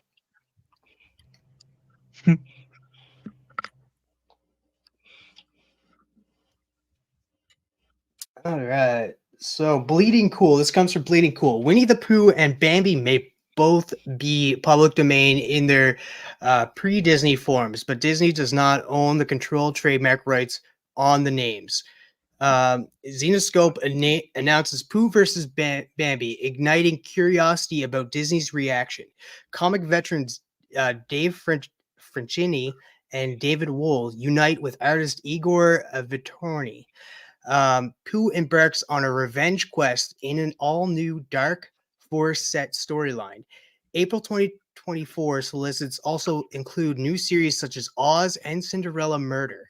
Winnie the Pooh and Bambi may both be public domain in their pre-Disney forms, but Disney does not own the controlled trademark rights on the names. So it'll be interesting to see how they will react to Pooh versus Bambi, a new comic from Zenescope as part of their 2024 solicits and solicitations by Dave and David Wohl. Yeah, so it's going to be a 3-issue arc. They did state here that there's going to be other titles coming out, like the Oz book. That seems interesting, and the Cinderella Murder. That's a little different as well.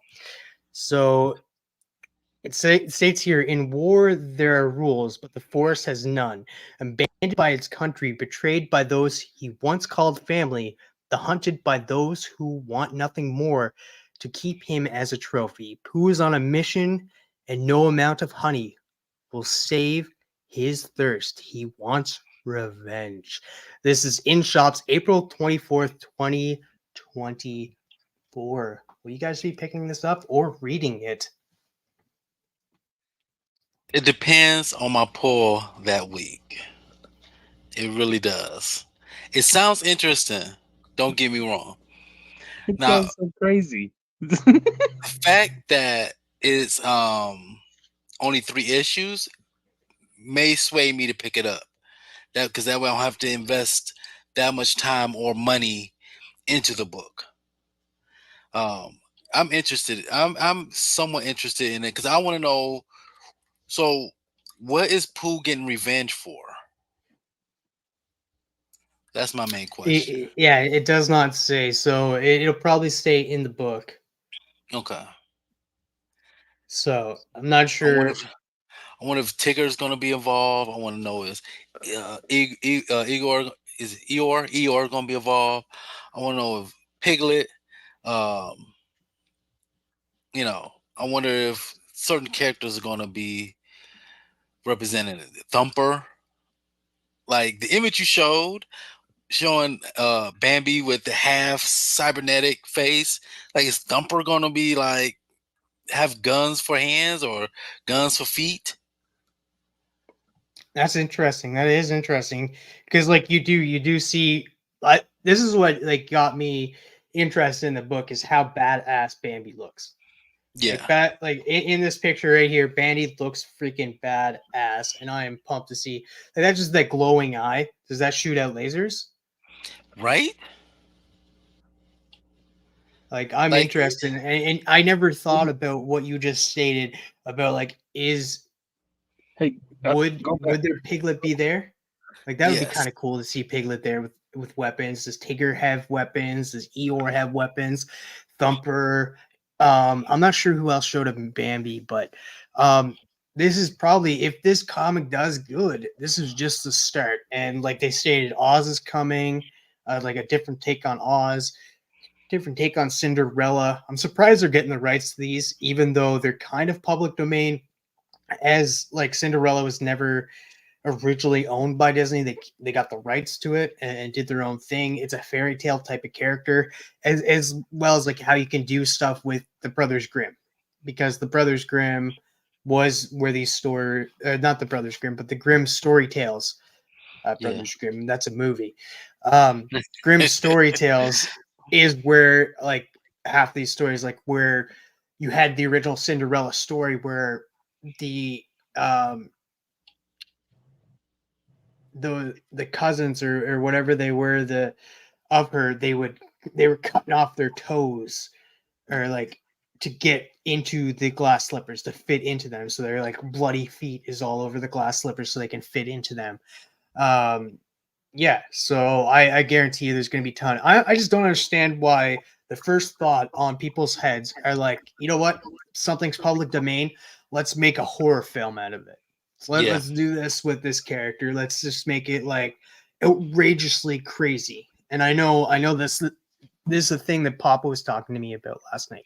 He loves these characters and he hates the fact that you're tearing most people's childhoods apart by creating these characters, by doing these with certain characters, and that it's upsetting some fans. Some people are all for it, but some fans are not.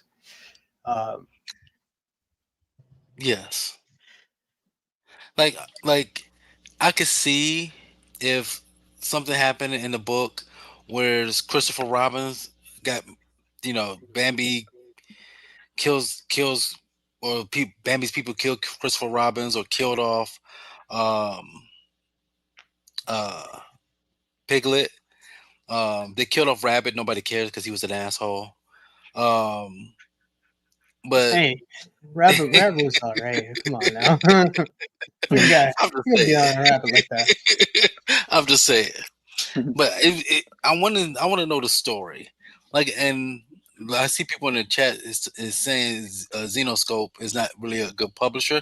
I've never purchased anything from that publisher before, so that's why I'm a little reluctant of doing it. I haven't purchased a lot of. I didn't start purchasing independent comic books until 2021, and now with books from like my favorite publisher right now is Boom Studios, and I can't wait to see more about this story.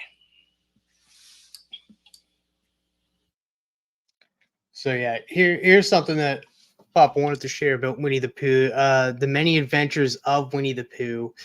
1 hour and 15 minutes, a movie that came out in 1977. I remember this movie. This is I wasn't even thought of yet when this came out. Yeah. So the reason why Papa's showing this is he's wondering how we went from this to what we got from like the Blood and Honey and that and it's affecting people. Like remember hearing that story about the teacher who ended up getting that movie for the kids and ended up playing that Blood Honey.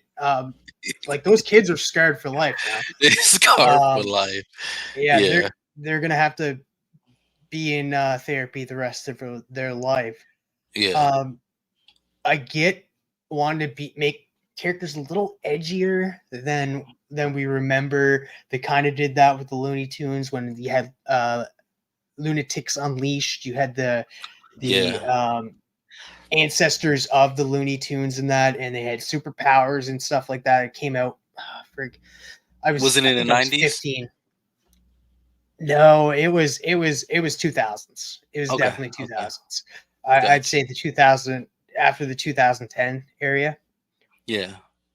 So yeah, and then that's the movie. So we went from that joyful movie from 1977 to this not so masterpiece of a movie. Yeah. So I don't know. Will you get like Xenoscope? Definitely, it's a very niche type of comic publisher. They've been around for a while, but they don't publish quite a bit.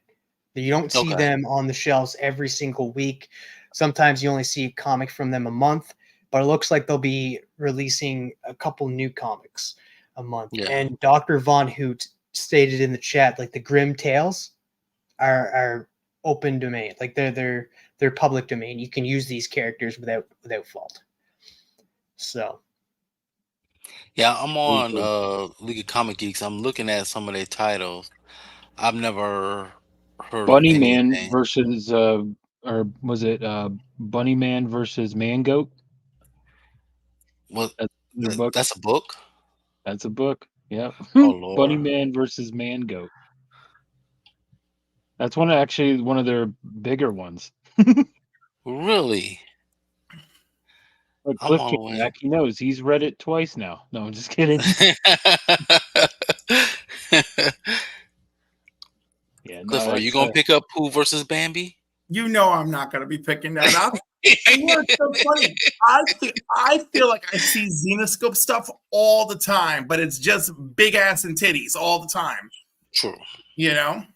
True. And which is great. I know a lot of people who love that, and that's wonderful for you. You know, I gotta pick up the scraps, you know, like now whatever. I gotta pick up the scraps for you know, so like that's it. Now my question is this. So everybody know the other news about the Trinity, Batman, Superman, and Wonder Woman. They'll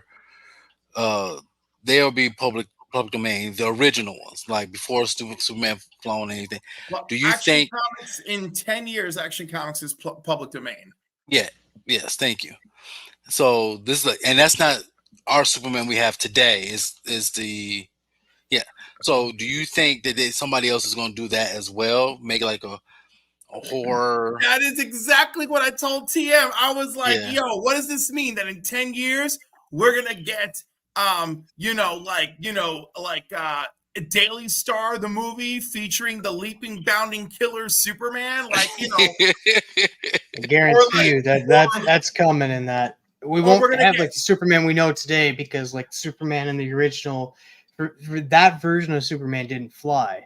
So we'll have that him, and like Cliff said, he'll be leaping. He'll be like this leaping Superman, just leaping tall buildings and killing people.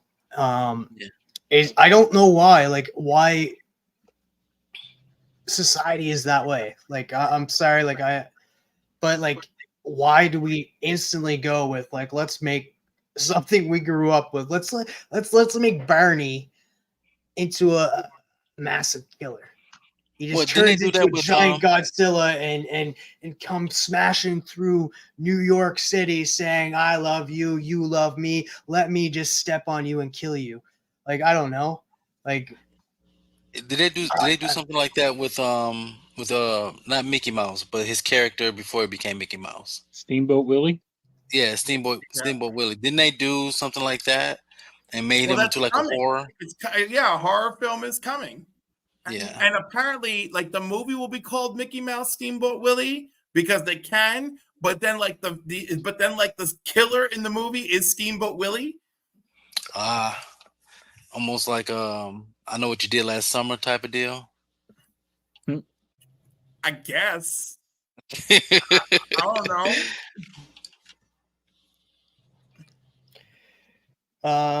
I guess Sicko was going to be buying. What's up, Sicko? He hated Winnie the Pooh, so he's going to be buying double tickets for Blood and Honey too. As a child, I only wanted to watch horror movies. Now I get to see these losers roll heads. See, so we know there's an audience. Yeah, there is an audience for it. Like, I'm not like they wouldn't be making them if there wasn't.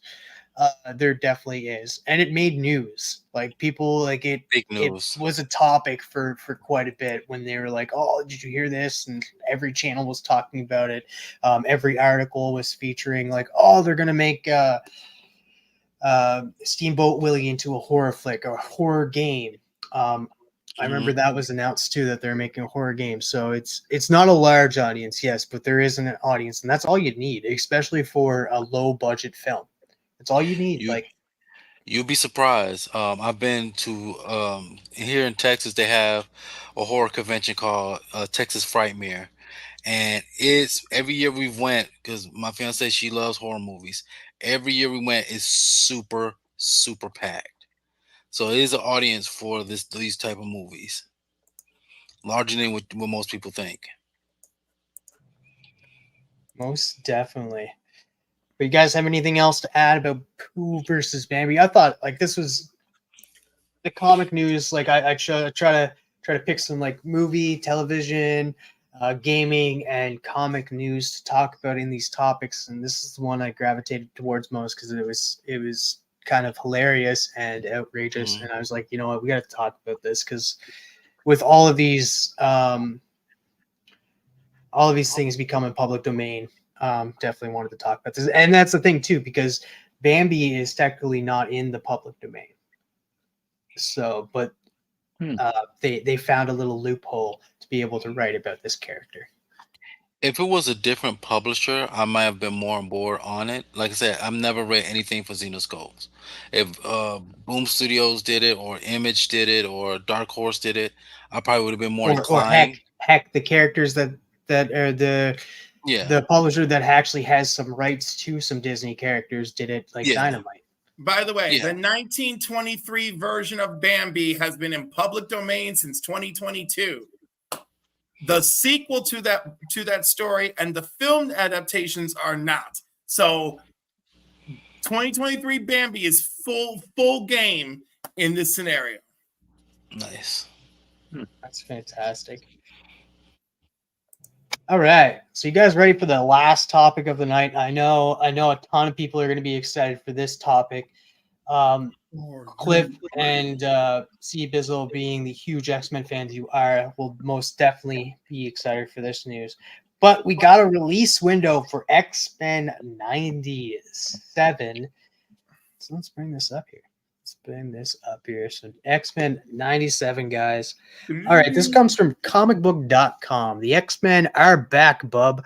Marvel Studios has reportedly set a release window for X-Men 97, the upcoming revival of the 90s cartoon X-Men, the animated series, originally announced in November 2021 and slated for the fall of 2023 premiere on Disney+. The first season of the new series, which has already greenlit season 2, was pushed to 2024 with animated shows Friendly Neighborhood Spider-Man, formerly Spider-Man Freshman Year, and Black Panther spinoff Eyes of Wakanda. The 10-episode X-Men 97 Season 1 is first in the lineup and is set to release in the spring, according to a new report. X-Men 97 will be available to stream on Disney Plus in mid to late March. Cosmic Circus reports. Marvel Studios has not yet confirmed the news. Details remain scarce, but the series picks up where X-Men, the animated series, left off when its original 5-season, 76-episode run ended in 1997 on Fox Kids Network. Per the official synopsis, Storm and Wolverine try to continue the X-Men. Magneto comes in and wants to step up for Charles Xavier. Sinister comes in to try to end the X-Men once and for all. Now, are you guys pumped for this? Now that we actually got, it's been a while. It has been a while, like it stated. Back in 2021, this was stated to be coming out. Now we are in 2024. Are you guys excited now that we actually have kind of a window of when it might be coming out? I was excited just knowing it was coming this year. So I'm like, oh, March. Okay, March is around the corner. Yeah. March is definitely around the corner because technically right now we are in February. It is February 1st for most people around the world. And so March is just next month. And it'll be mid-March. So we'll most likely see it on Disney Plus next month. In 4 minutes, it's gonna be February for C-Bizzle. So yes. But yeah, I'm excited about it. I got a lot of when they first announced it and then they showed what Magneto outfit was, and then that book blew up for some odd reason. Luckily I got 2 copies already, and I'm excited for it because I'm not going to sing the X-Men theme song, but it's one of the most iconic animated theme songs of all time. I'm looking at you, Roscoe. Don't do it. It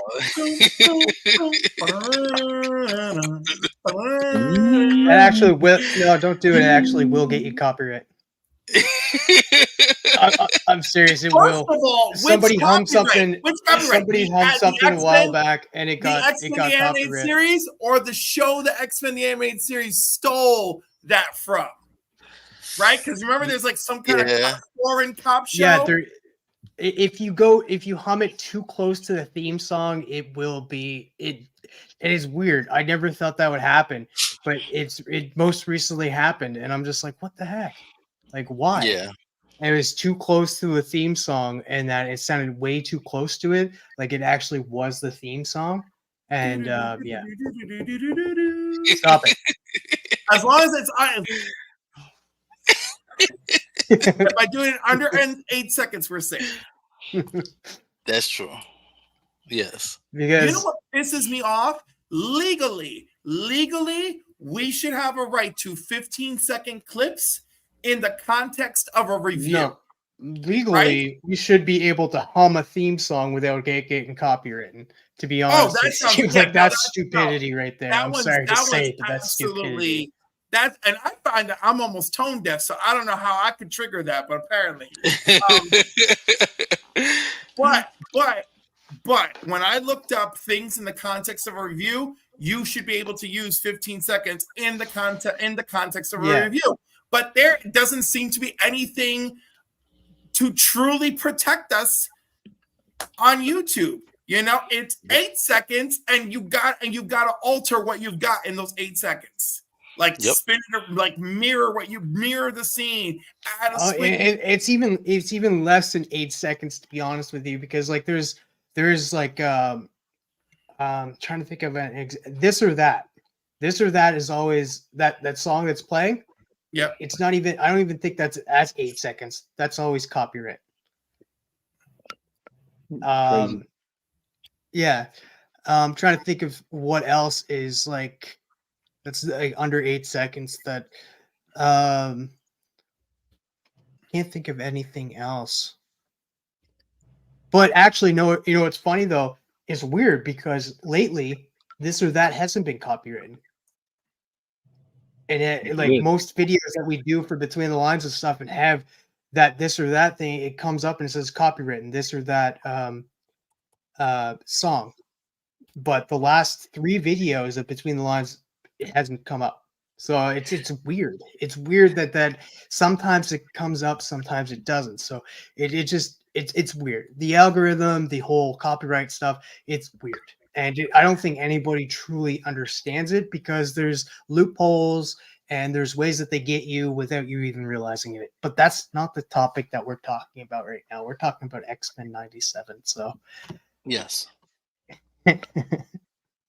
I mean, like I said, I'm excited for it. We got Sinister, and I know that blew up his first appearance book, which I'm also glad I already have. Are they bringing all or most of the former voice actors back? Yes. Most. Okay. Yes. Okay. So we're getting Allison Seeley Smith so is she the second Storm? I wouldn't know. Nope, she's the second. She's Storm from 93 to 97. So she is returning. Lenore Zahn as Rogue, and she's coming back. Jennifer Hale as Jean Grey. Ray Chase as Scott Summers. Cal Dodd as Wolverine. AJ Locascio, he's coming back. We got Matthew Watterson as Magneto. I believe he's new. Guy Augustini as Roberto da Costa Sunspot. He's new. He's coming in. And then who else? Catherine Disher, Chris Potter, Adrian Huff, Allison Courts, all return from the original series. Or we can expect to see Cable, Bishop, Morph, Nightcrawler, and Forge. Hellfire Club members Emma Frost, Sebastian Shaw, Bolivar Trask, Val Cooper. All right, yeah, it's interesting. I'm still pretty excited, but you know, like I try to keep myself reined in nowadays. Exactly. Now, it was it stated that it's the same writers that are coming back that did the original series, or it's going to be a whole new writers? What do we got? I really don't know. Oh, writing. So because that would be the only difference. We got new writers. Okay. All right. So I mean, we got new writers, and it looks like one old writer may be working with it. Gotcha. Winterbaum noting that it would explore emotional shift at the beginning of the new millennium. DeMeo discussed the series as a soap opera, which Winterbaum said was really compelling to executives. Eric and Julia Lewald said that there is a 10 premise story arc written for the first season, which Julia called their Bible. 97 follows a similar X-Men team from the 90s. We want to keep to the DNA of the original show. All right, so it looks like the writing's different. The casting's very similar. You know, they purchased the music from Haim Saban. You know, because of course the company that brought us Power Rangers, you know, brought us the X-Men cartoon. Which, by the way, his company has made so many movies that like boggle my mind. That I'm like, you produce this? You know, I'm like, okay, like, why are we getting more of this?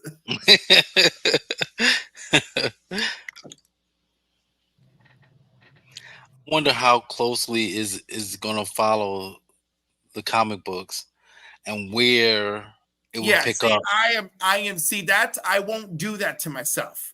Yeah, I'm just like, nope. I'm like, what ride are we gonna go on? I'm gonna show up for the ride. Hope I have a good time, because the minute I get into, are we gonna get the trial of Magneto? I know my heart is gonna get shattered. That is a good point, because if you look back at the X-Men animated series, they followed a lot of what happened in the comic books early on, like following those storylines and adapting those like early on into them. Are they going to do the same thing in 90s? What's that, sorry? Adapting is the key word, right? Because none of that shit played out exactly as it did. You know, I mean, we opened with meeting Jubilee at, you know, and her being attacked at the mall. That's kind of her origin. Why not?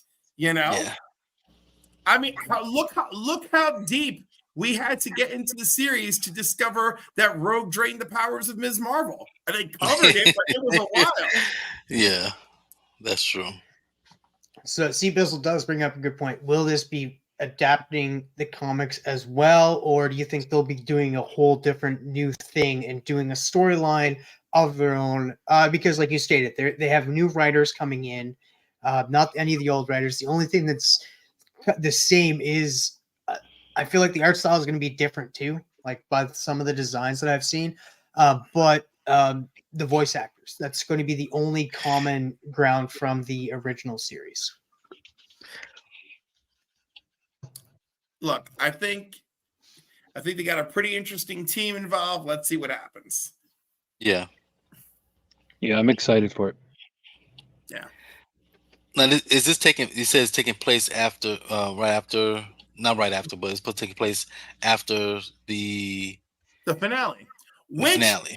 Basically, Charles left Magneto in charge, right? Yeah. Which in the comics, after the trial of Magneto, kind of happened. It was like, yo, you know, Magnus, here's the school, and you know, and it was cute because wasn't he the White King at the Hellfire Club at the exact same time that he was like training the New Mutants, and like Emma was giving him crap about it, you know?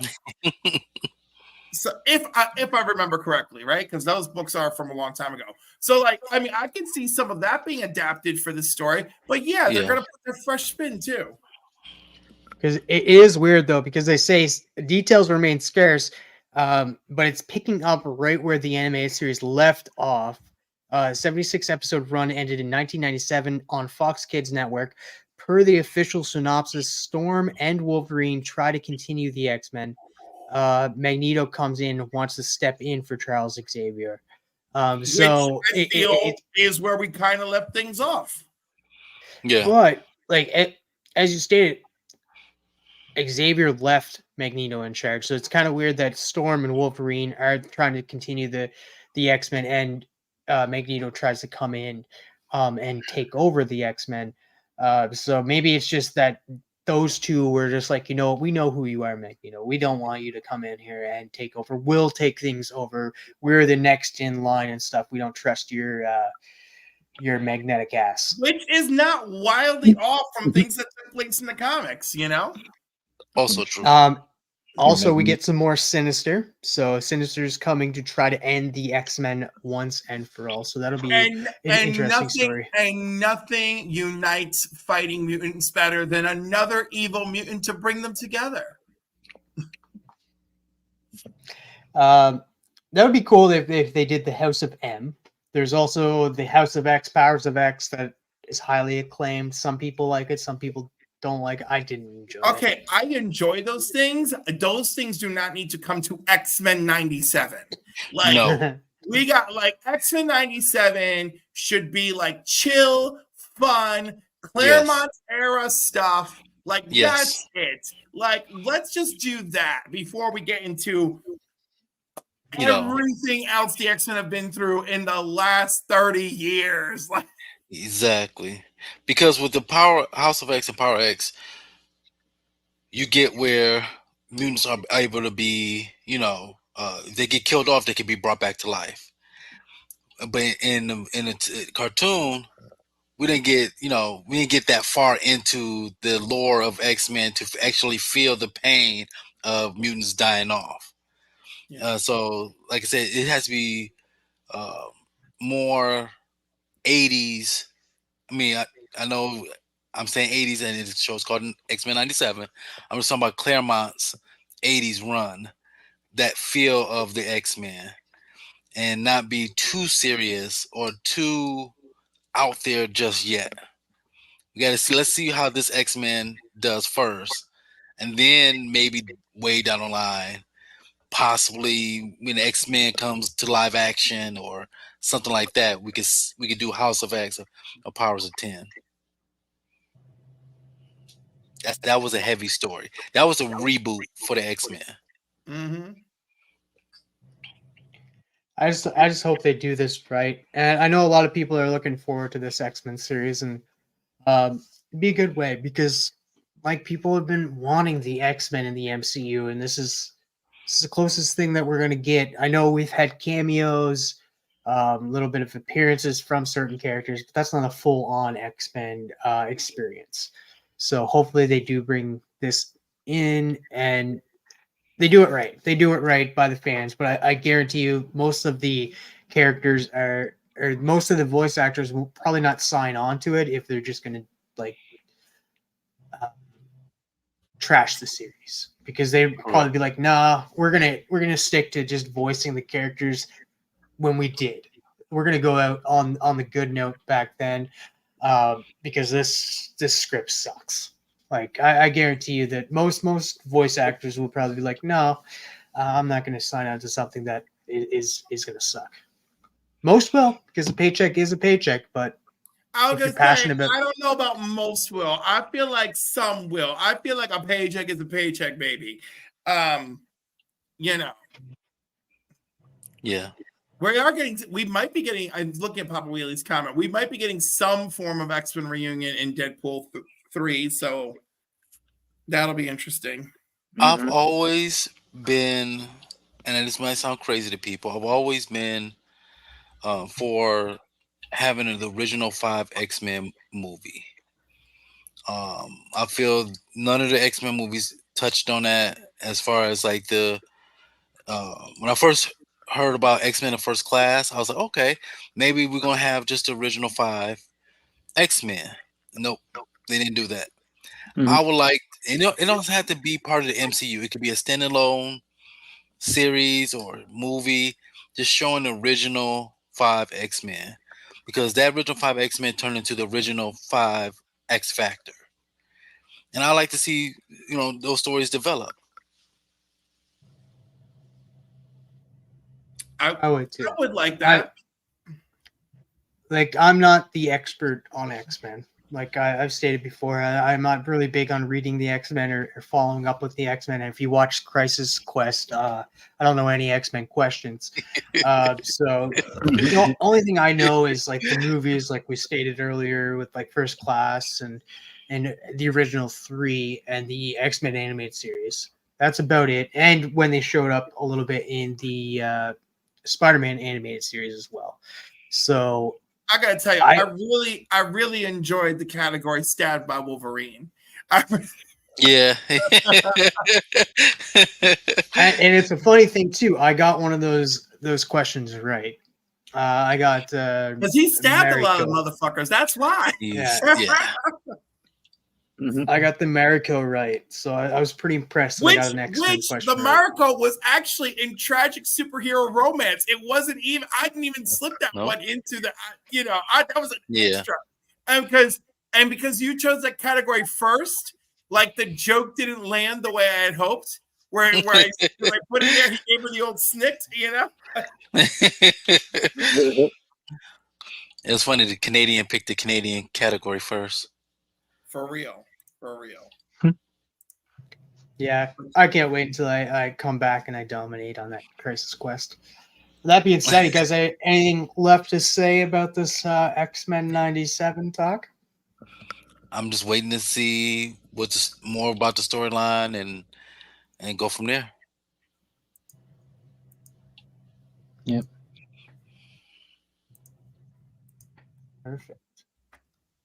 Perfect. Well, that concludes the show. So, like I stated earlier, we're not going to do a hangout tonight because I will be going live tomorrow as well, tomorrow night, to do AOK unboxing from Norn Rad.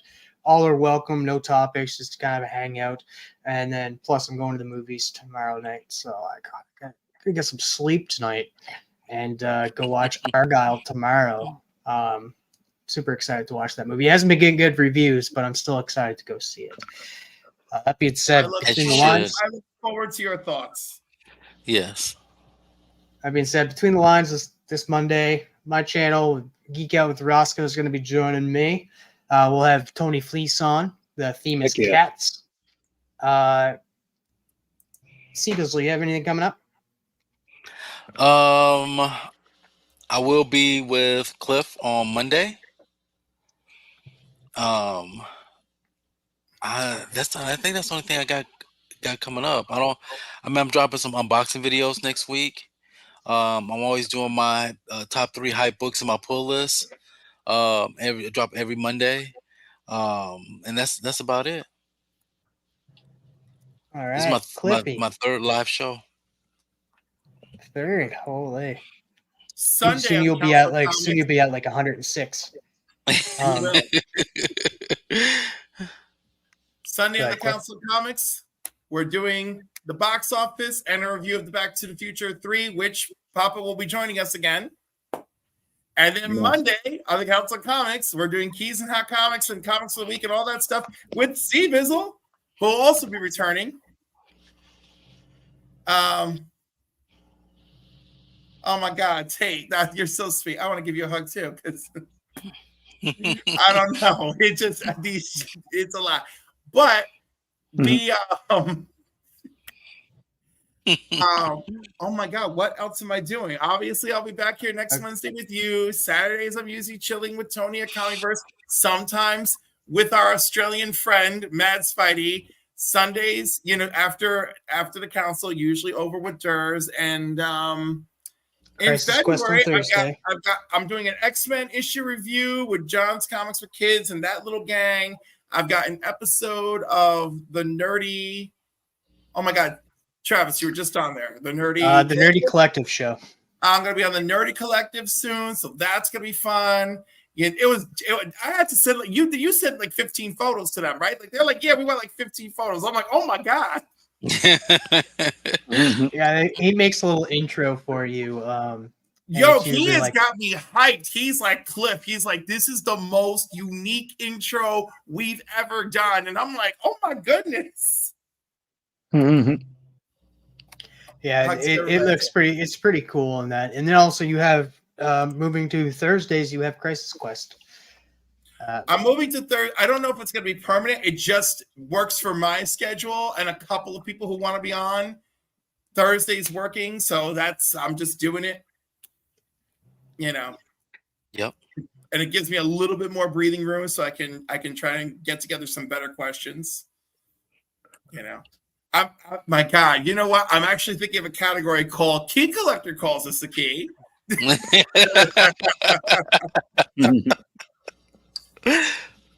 All right. Well, thank you guys so much for joining me tomorrow tonight with TM Nerdy.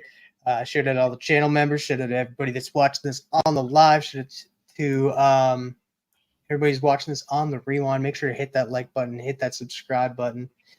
If you're new to the channel. That being said, guys, love you guys all. And as always, my friends, Papa says, fuck you.